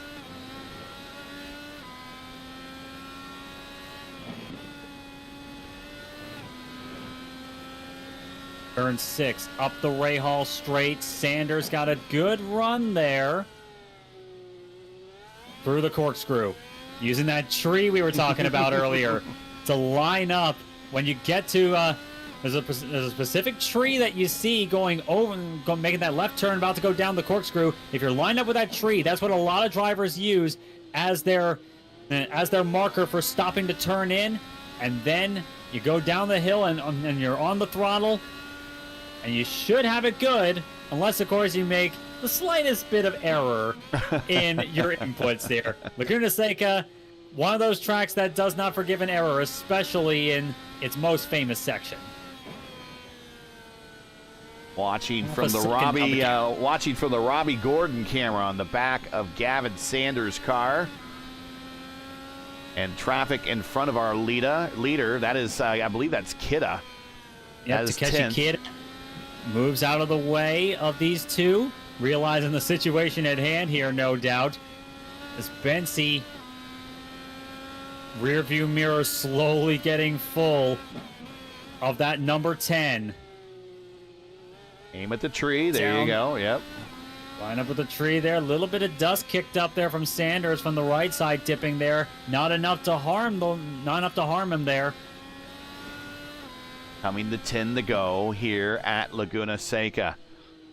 Real quick, before the action gets too hot here, P1 Broadcasting is actually excited to announce a brand new Crown Jewel event for the IndyCar iRacing community, a 600-kilometer, 186-lap battle at Michigan International Speedway on June 7th, 2025. An all-star, invite-only roster of the IndyCar racing community, including many of the guys that you see here in this lineup, will probably get an invite. Will take to the grid competing for over $200 in prizes, including payouts for the winner, pole sitter, hard charger, and halfway leader. Stay tuned for more details and when entry applications go live June 7th at Michigan. Is going to be another one of those races to remember. And we may well have a race to remember here at Laguna Seca tonight in Formula Indy. Sanders creeping up there about 4/10. And it's getting closer and closer and closer. You know how in the rearview mirror of your car it says objects in mirror are closer than they appear? That's definitely the case here for Sanders closing up on Caleb Bensi. In that case, that car is going to look like it's on top of his rear wing. He's that close. Indeed so. And Gavin Sanders, a little bit monster truck in the curb there. Oh, look how same thing he was doing earlier in the race, right there in the Andretti hairpin. He just seems to goose the throttle right out of that first apex, getting to the second apex, and he just really closes the gap to Caleb so much there. He's got a lot of confidence in the low-speed corners as Gavin Sanders, especially the Andretti hairpin. The grip from the red tires as well, really helping his case as well. Through 6, up Ray Hall once more, and Sanders starting to sniff a little bit of blood in the water, perhaps, against Caleb Bensi. But time is starting to tick down. Sanders has got to make the move or force an error out of Caleb Bensi. Hard to do on both drivers here. Well, it's very reminiscent of our first race here, where Caleb kind of made Liam Quinn, who's very accomplished in his own right. Team talent driver. You've seen him win some big races, some top split races in the past on other broadcasts, another broadcast channel. He made Liam make an error. So, it could very well happen that even the best can be coaxed into making an error. Oh yeah, and Sanders had a little bit of a peek there, a little bit of a feint there, just to say, "Hey, I'm knocking on you, buddy." And Sanders, it's a very close thing for sure. Bensi's been playing really good defense throughout this race and trying to keep the errors to a minimum. But pressure can get to even the best of us. Sanders doesn't have very many pushes of the button left, so he needs to maximize it, whereas Bensi, 97, car off in front of these two. It's like they're clear. That's Rutherford. But Sanders only has 14 seconds left, whereas Bensi has 97 seconds. Yeah, like this is slowly but surely starting to twist more in Caleb Bensi's favor. Sanders, what he wants to do here is make Sanders wear down his tires and keep his as in good shape as possible and use the push to pass the plate defense, especially against Gavin Sanders, who's going to be trying to maximize every opportunity that he possibly can and perhaps unforced error himself. And not to be forgotten, Tanner DeFavis back in third place, all by himself. Although Logan Spath is just a couple seconds behind, so one little off by DeFavis. Spath probably gets the bottom step, but that is not happening right now. But that is the battle for third. We don't want people to think we forgot about it. It's just the battle for first is really where it's at the moment. Also going through the lineup, Hunter Ingrave is 5th, Matt Schlosser 6th, J.J. Wang 7th, Tristan Moss 8th, and he is the last car on the lead lap. There is Tristan right there. There's more lap traffic getting out of the way of the leaders. And I'll note last time around with Logan Spath and Tanner DeFavis, Spath was a little bit quicker, about 0.2 faster. It's not quite enough to be threatening for Tanner DeFavis just yet, but something to keep in mind as this lead battle still hovering within 0.4 of a second of each other. Caleb Bensi. Lap traffic. Once again, that's Dakota DeMade. Look out, Sanders. Dakota. Bensi on the button. He's going to capitalize on maybe Gavin breathing a little bit there. Yeah, and Sanders was also probably trying to do the same on corner exit there. He tried to set up and get the run on the exit. Is now up through 6 once more. The gap staying about the same between these two as last time around, working lap 51 out of 56. Is there a trade-off for these tires? Is there going to be a point in this run when those prime tires that Bensi has are going to be better than Caleb's tires, or there's not? Caleb right there, lap traffic in front. That's Hayden Herman. Hayden's going to get out of the way. That is one of the teammates of Caleb, so he's going to steer clear. But is there going to be a trade-off time when those red tires aren't going to be good anymore for Gavin? If there are, we're going to find out in a few laps' time as Sanders goes way wide there in turn 2. Cost him some time there. Looks like if he was trying to set up momentum on exit, didn't seem to work out for him there. So it's entirely possible we could get to a crossover point on these tires and it would work out in Bensi's advantage. If not pulling away, at least keeping the pace, pace with the red tires roughly equal, and that would be all that Bensi needs to hold on to the lead for the final coming to 4 laps. Yeah, one thing about this track is there's a lot of fairly high-speed corners, which means a lot of dirty air. So absolutely, that is one thing here. If Gavin was ahead of him right now, I think he'd be pulling away. But I think the dirty air is helping Caleb a lot here, plus the push to pass.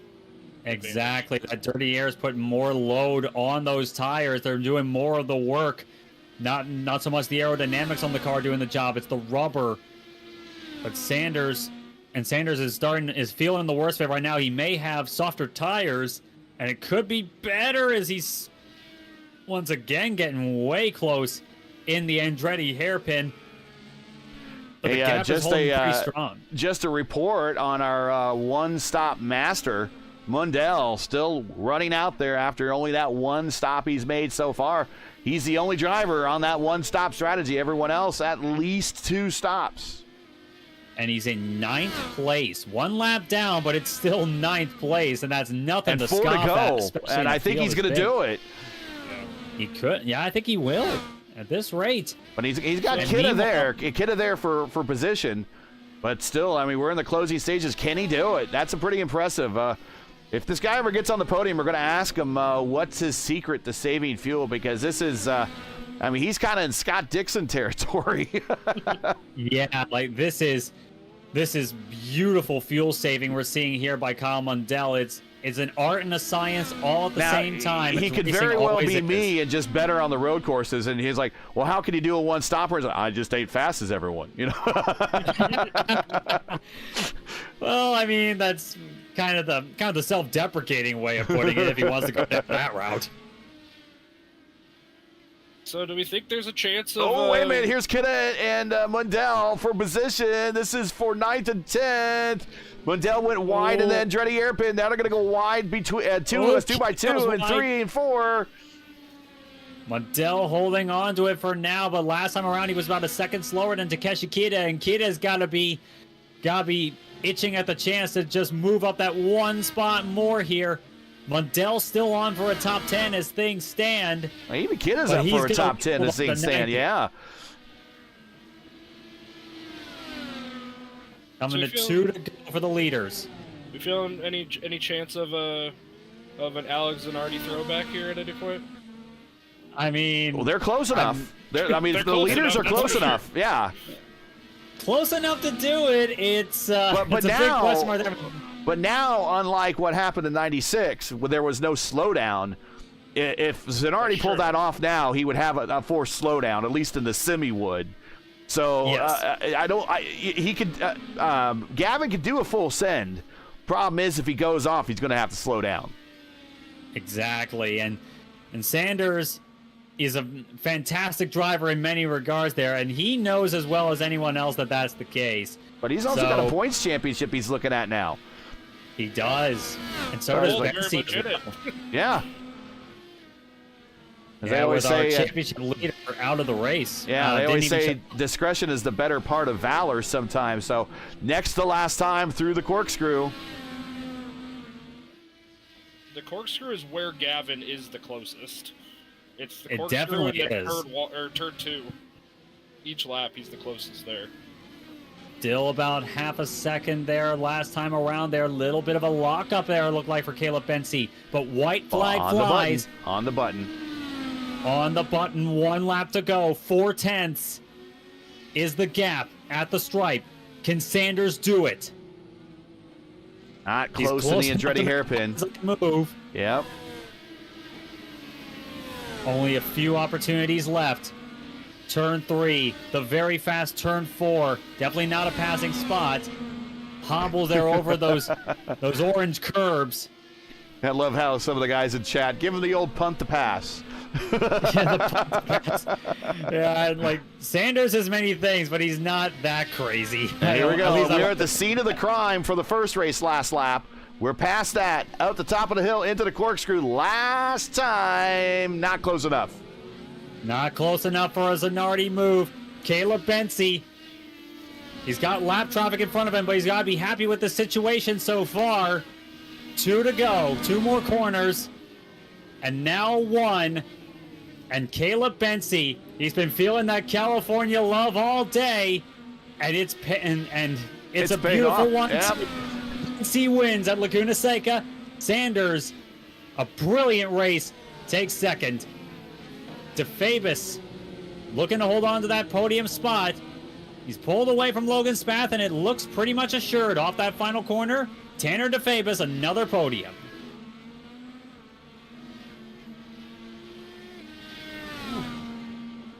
And let's watch this guy. Let's cheer him on home. Hunter Ingram up 24 spots and put both halves of the race together, and he's going to bring it home to be our hard charger of the day and getting a top 5 to boot. Finally, Hunter Engrave with some good fortune. P5, well done. Tristan Moss will be 6th as it stands. Meanwhile, JJ Wang looks like got around Matt Schlosser for 7th place. JJ Wang continuing to improve. Sterling performance. He's going to come home 7th off the final corner. And Schlosser in the right livery, coming home as a last car on the lead lap in 8th. And Kyle Mundell in 9th on 1 stop. You gotta give him mad props for that. That was beautifully done. It may be that he was not quite running the pace, but hey, sometimes tortoise and hare can work. I mean, he finished ahead of Christopher Hill, so he had some pace. Oh, certainly. I mean, like we said, Christopher Hill, a fast driver out there. Absolutely, and sometimes speed can get one up by strategy, and that's what Mundell did. But Caleb Bensey, a dogged performance all night, led the most laps by far. Started from the pole, not quite the grand slam or the grand chelem as they say in Formula One, but Bensey, pole position, led every lap, led most laps I should say, won the race, and I think. Was it DeFabis? DeFabis had the purple lap. He had the purple lap just after the last round of pit stops. Well, there you go. Caleb Bitsy, win number 11 of his FIS career, getting the win here today and backing up his win back from 2021, the last time we visited Laguna Seca. Gavin Sanders second, Tanner DeFavis third, Logan Spath fourth, Hunter Ingram fifth. Moss, Wang, Schlosser, Mundell, and Hill, your top 10. Good runs for everybody. This is a very hard racetrack. Kidda, Gabe, Short, DeMade, Goyette, your top 15. LaBarge, Rutherford, Watson, Allen, and Herman, your top 20. Tommy Raval, not the best race he was looking for, comes home 21st. Papasavas, same thing in 22nd. Solwich, a little bit of a rough day in 23rd. Bonimi, 24th. Costello, 25th. Rutherford, Yellen, Miglin, Gianni, Johnston is your top 30. And Connor Nixon, unfortunately, first out earlier today in 31st.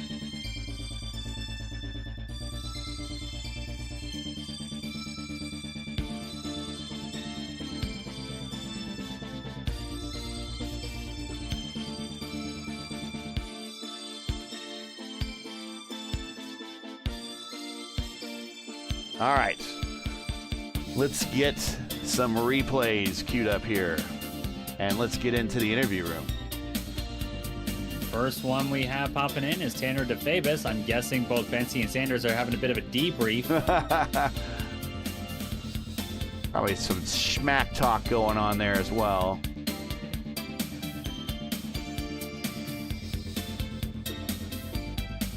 And there's Tanner. We'll get some replays of Tanner going here.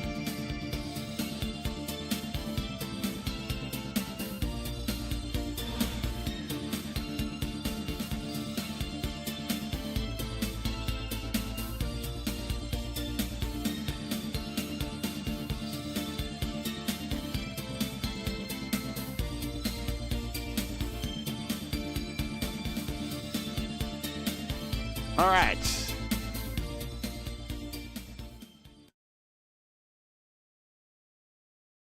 Let's check out the interview room, shall we? Let's Yep, get down in there. I see DeFavis down there. And just need to get into the server there. And let's bring up Tanner. Here he is. Tanner joining the boss man of the league, myself, Stephen Larkamp here. P3, a very quiet P3 for you today, Tanner, but a very hard race. This Laguna Seca course, even after the number of laps we turned, everyone has got to be pretty tired. This plays no favorites. Talk about your race, and especially the standing start. It was just very hectic up there, but yeah, you survived it. Yeah, I mean, I had a pretty up and down race. Start of it was okay. I had the outside line, so the longer line on the start. So Gavin was able to jump me, and he did a really good job at that. So the goal from there was to just try and stick behind him and Caleb, and try to see if we could pass him. But I just lacked the pace. So they kind of started to pull away, and then around lap 14, I got some damage from my front wing. Some car was just parked, and there's nowhere I could go there. So it's a little unfortunate, but I already did enough laps, so it didn't really affect my fuel strategy. So pit for blacks, and then yeah, I was just kind of alone for like by myself for the whole race, and then Logan was giving me a good run for my money at the end there. So he got unlucky with a lap car in the very last lap, but I mean, yeah, it was an up and down race. I'm happy with P3, and yeah. Go ahead, Steven. Yeah, and that especially with the issues you had early on in the race is certainly a really good result, and it really seemed to demonstrate just how much the red tires were preferred throughout this race. The track temps were really conducive to them. I'm guessing that was something you guys expected going into this, and I'm sure it's a little bit frustrating that the strategy didn't work out the way you wanted to, because I'm pretty sure you would have been up there with Bensy and Sanders if that hadn't happened. Yeah, it was really unfortunate. I felt like I was fighting the car the whole time. I don't know if it was just the tires or setup, but nonetheless, yeah, really, really unfortunate for me. But congrats to Gavin and Sanders. They had a great race. So yeah. Well, by virtue of the boss being in here, not racing, the points are already updated. So you're now third in points, and the first half of the season is complete. So you are in a position to take a run at this thing in the second half. I'm sure you're going to do it, but any shout-outs, friends, family, sponsors that you want to say hi to for this big P3 at a very, very hard race here at Laguna Seca? Yeah, shout out to my parents. They're watching on their anniversary, so Oh, shout out to happy them anniversary, for guys. watching. Huh. And shout out to my girlfriend, she's also watching. And yeah, big shout out to Eclipse. Michael always gets us to get on for these races, and I always usually have a pretty fun time doing these races. And big thanks to you guys. So yeah. Well, congratulations on the P3, and then hopefully we catch you next week when we return to the Oval when we go to Milwaukee. See you there. See you there. All right. Sometimes when you tell some of these road course racers that we're going to the Oval next, they're like, Yeah. But here's a guy that I know is going to enjoy the Oval because he won the earlier Oval race this year, and that is our inaugural season champion, Gavin Sanders. We will bring him up into the booth right now. Gavin, congratulations, man. P2, but, you know, the racing gods giveth, and then sometimes the racing gods taketh away.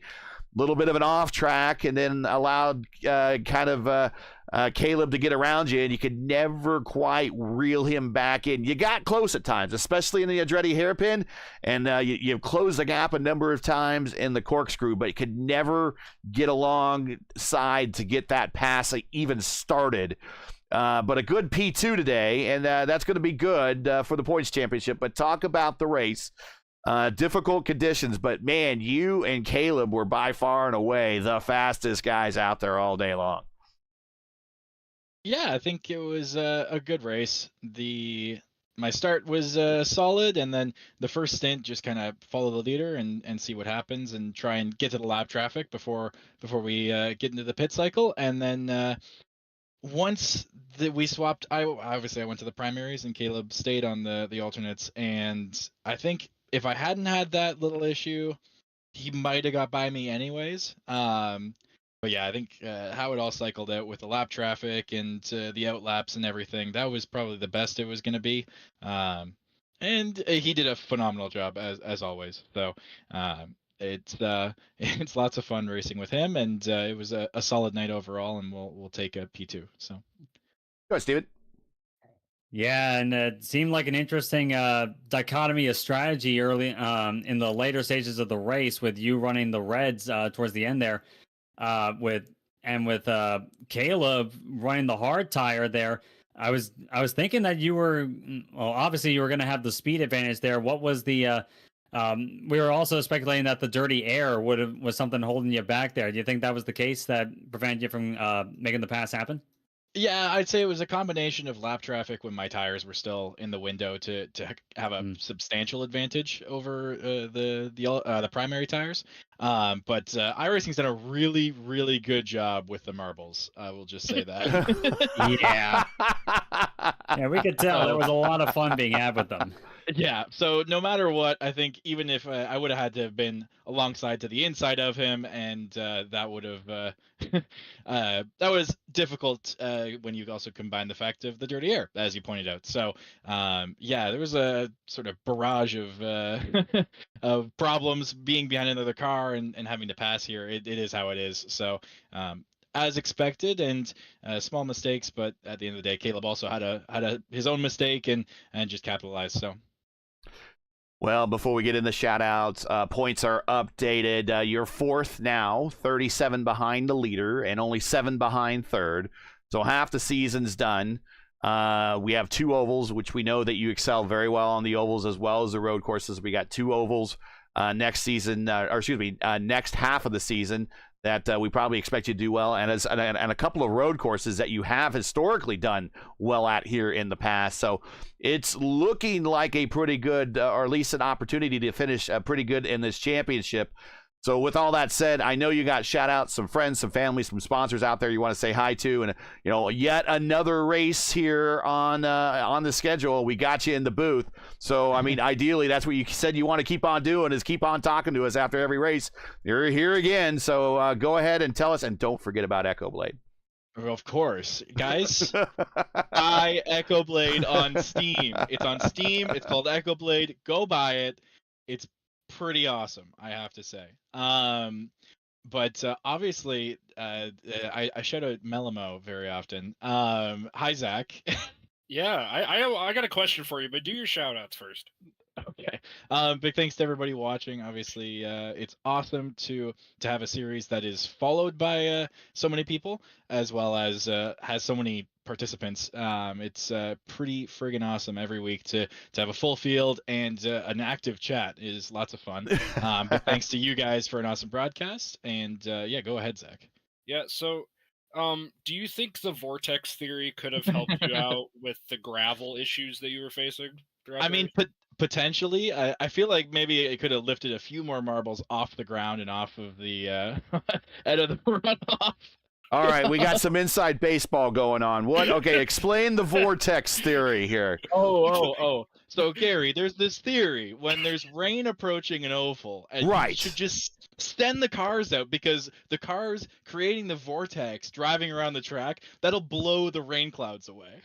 Yeah, that was Darrell Waltrip's theory, and that's dumb. Was it Darrell or was it Michael? It's one of the Waltrips. It's one of the Waltrips, and it's dumb. Well, it's likely passed down throughout the string of Waltrips. As someone who's been at Indianapolis Motor Speedway a number of times when it rains, it doesn't matter if their car is going around. If it's raining in Terre Haute, it's going to rain at the Speedway an hour later. I do think, and Zach kindly pointed this out, we don't have wet tires, so maybe there is a vortex theory just forcing the rain away. Every time they're on track, it just forces the rain. I don't know. There's never any rain in here, so people are saying. Well, maybe in a later update we'll get it. Well, congratulations, Gavin. No win because of the vortex today, but we'll see if a tornado can pick you up some other time and deliver you the ruby slippers at the championship when we get to the final race later in the season. Thanks, Gary. All the insider references there. We're not going to Kansas. You're right. But we'll see. All right. Congratulations, Gavin. We'll catch you the next one. That's good. Thanks. There's no place like home. There's no place like home. Anyways, let's bring up Caleb, and I'm sure he is pretty busy. Everybody, not busy. I'm sure he's pretty happy, and all the family we know is watching. Caleb, win number 11 here in the FIS. And also, more importantly, with your key competition not in the lineup today, you are now right next to him in the points, only 1 point behind him in the standings. This is how you plan the attack for the second half of the season, is you put yourself in a position to attack, and you did that today, getting the big W, backing up your win here from 2021 when we were here last time, and that's getting win number 11 for your career. Talk about your day. It was without incident. You did have some fun out there, a little kind of some off tracks, and but as we said, the gods giveth and the gods taketh away, and they tooketh away from one time from you, and then they gave it right back, and you got the win. Yep. Oh man, yeah, that was definitely one of the more satisfying wins I've had, just from a pure how I feel like I drove. But oh man, yeah, it was so tough because we had crazy wind from west, southwest, somewhere around there, and so the whole first half of the lap, you're just struggling, especially on the cold tires. They were extra bad, and yeah, so I didn't really think that was a good lap in qualifying, but obviously good enough to be pole, and then just struggled through those cold tires, and from there, I felt like I was better for the most part, except for the very last corner. Gavin would make up a ton of time, which unfortunately, because that's the most important corner in terms of defending and passing, but. Yeah, felt pretty good in the first stint. Held the lead pretty well, and came out on the second. I guess you guys caught the spin there out of the corkscrew. it was just so late. And then now, before I turn it over to Steven for the next question here, I do have to ask: have you thanked Gavin for being a good enough driver by missing you and not ending both of your days right there? I have not, honestly. I was so panicked on not like sliding Yeah. back, moving forward, and then getting myself back going. I wasn't even really too focused on that. You but owe yeah, that man I a did. gratitude of thanks. Go back and watch that replay. He missed you I'm by guessing it was tight. these slimmest of margins. Yep. So yeah, that was I thought initially I was gonna go red there, and or sorry, red black. But I figured if I had the lead, I want to try to use those reds there, build up a big enough gap, and just hold on to the blacks, take advantage of that in case he did the reds, and then he'd get by me. I have to get by him again.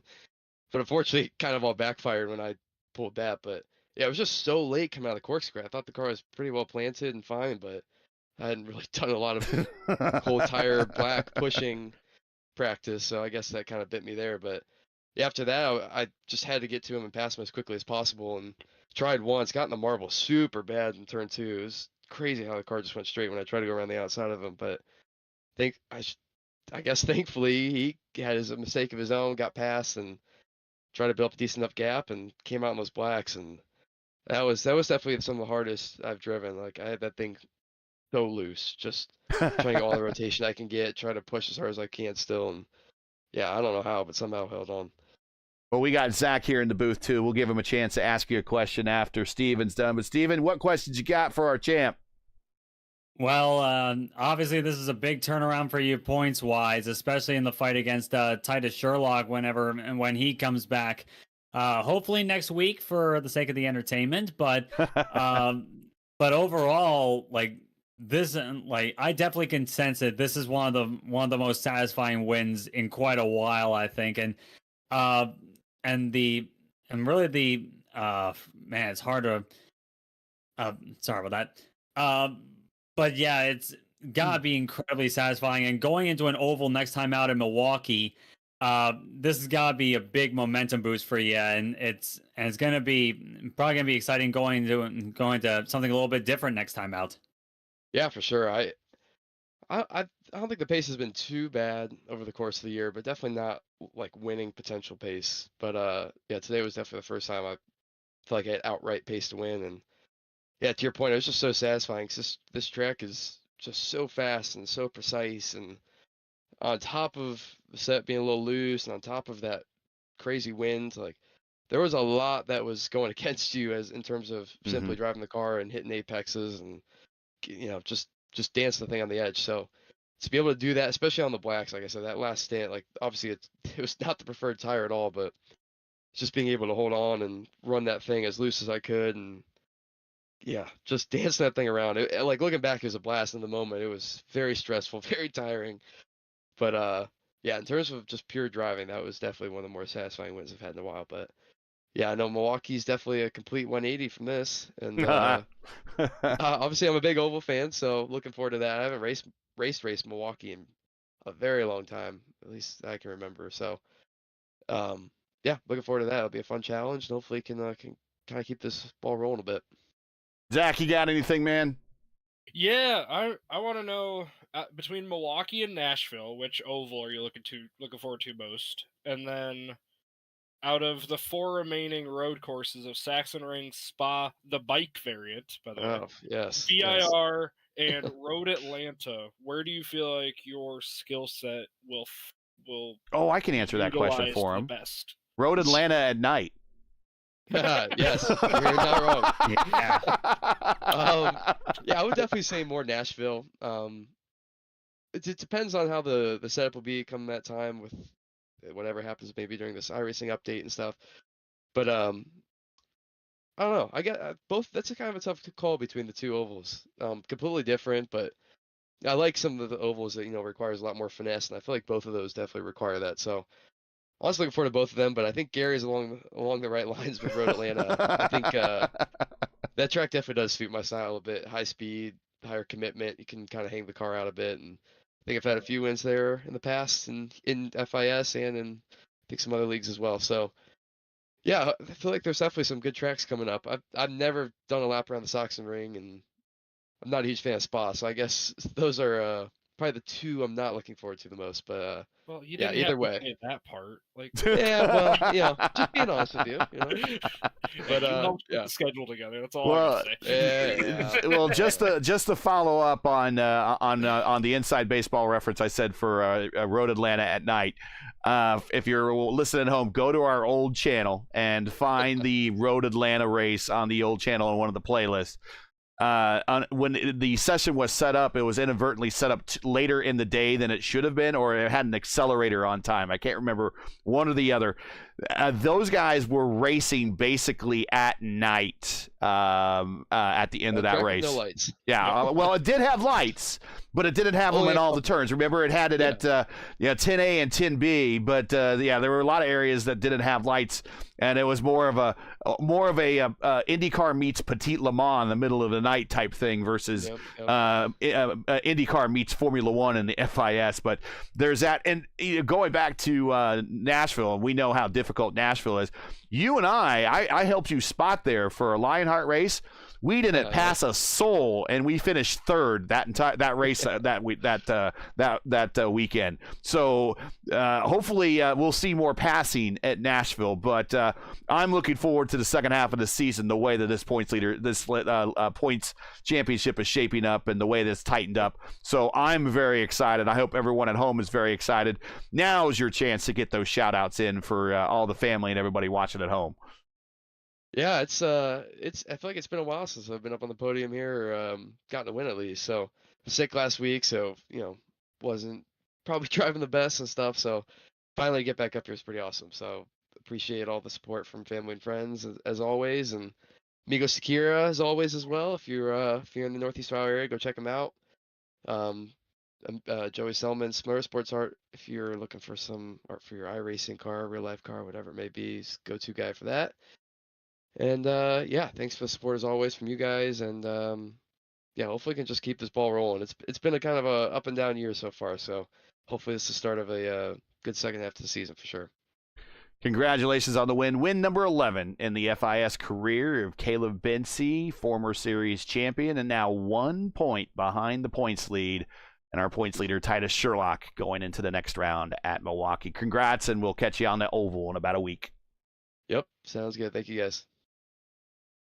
Zach, final thoughts. Leave it off to you before I hand it off to Steven for his final thoughts. But another great race for you and your series. Another 30-plus cars on the grid. I can't think of another fixed or open setup series that could do this. You guys do it every week, and you have your own unique style where it's mostly road courses, and you got a lot of even pro drivers in here in your lineup that you get to intermix and mingle with. 2 different classes of driver. You got pro, you have your amateurs. You're going to have a little bit of oval, but a lot of road courses. You're going to have standing starts, something a little bit different. But every week you manage to pack the seats here, 30-plus drivers.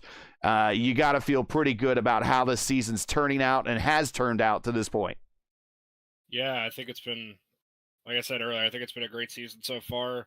I'm really happy that we've had such a consistent group of drivers. I know we have some of our scuffles and issues on track and stuff, but for the most part, we could have some really, really good, clean racing all throughout the field. And I think that's the beauty of kind of what we were able to revitalize after iRacing kind of got the short end of the stick when IndyCar made their silly decision. But yeah, I really loved the original FIS that we kind of brought back, and it was we had the opportunity to bring it back, and I'm really glad that it's been a fruitful endeavor so far, and I look forward to the last 6 races of the season, and kind of we're on a road or on a trip that's only going up, so I'm looking forward to it. Yeah, the roadmap to success is pretty good here, and I think the future destinations for everything is looking pretty bright. Steven, final thoughts here at Laguna Seca before we head into the second half of the season, where we got 2 ovals, 4 road courses to decide the championship, and it's tight as it's going to be up at the top. If it's not tied, there's only 1 point, but other than that, you don't get much tighter than that. Yeah, this race, I will say, it was the most exciting way of saying for the rest of the season, game on, because it really is game on at this point. Especially with the diversity of the courses we got here, it's not just road courses, and even some of the road courses are ones that we're not quite used to. Tracks like the Saxon Ring come to mind. So this is going to be one heck of a second half of the season, I think. And if you thought the races we've had tonight and throughout the series so far have been good, I think I'd be safe to say you ain't seen nothing yet. And there you see the remaining schedule for the second half of the season, starting at Milwaukee next week. Sachsenring Spa, VIR, Nashville, and then Road Atlanta for the whole 12-race Season 7 schedule. There you have it.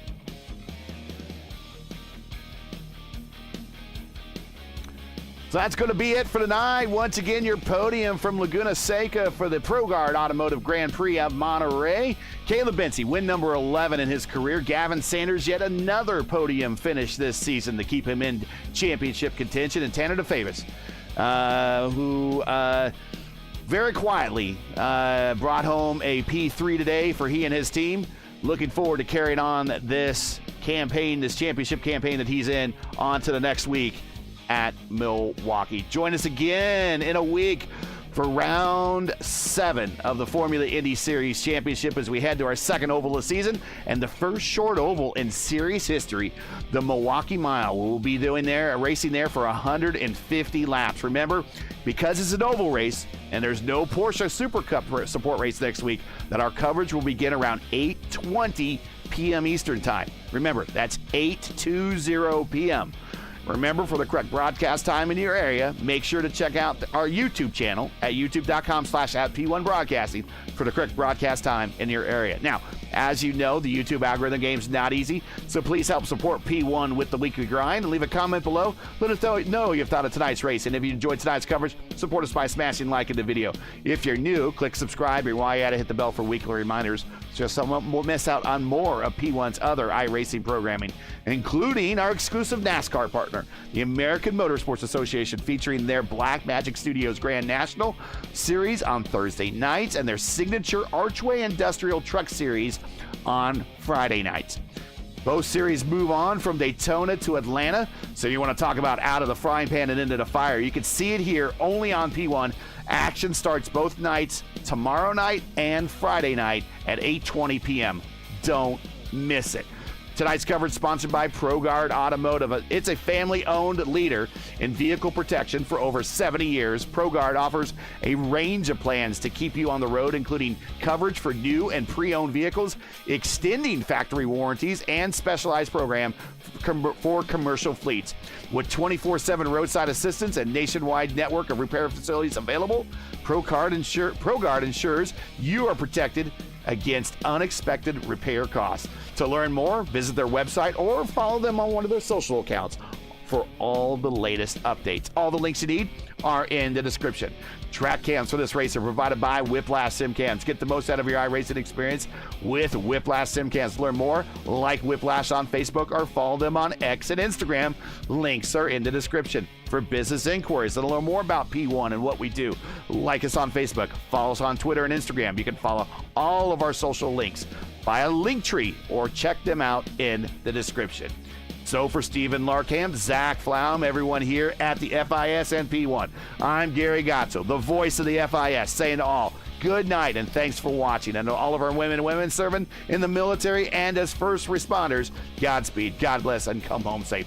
Catch us again right here at our special time of 8:20 p.m. Eastern Time in Milwaukee for the next race of the Formula Indy Series on P1. Good night.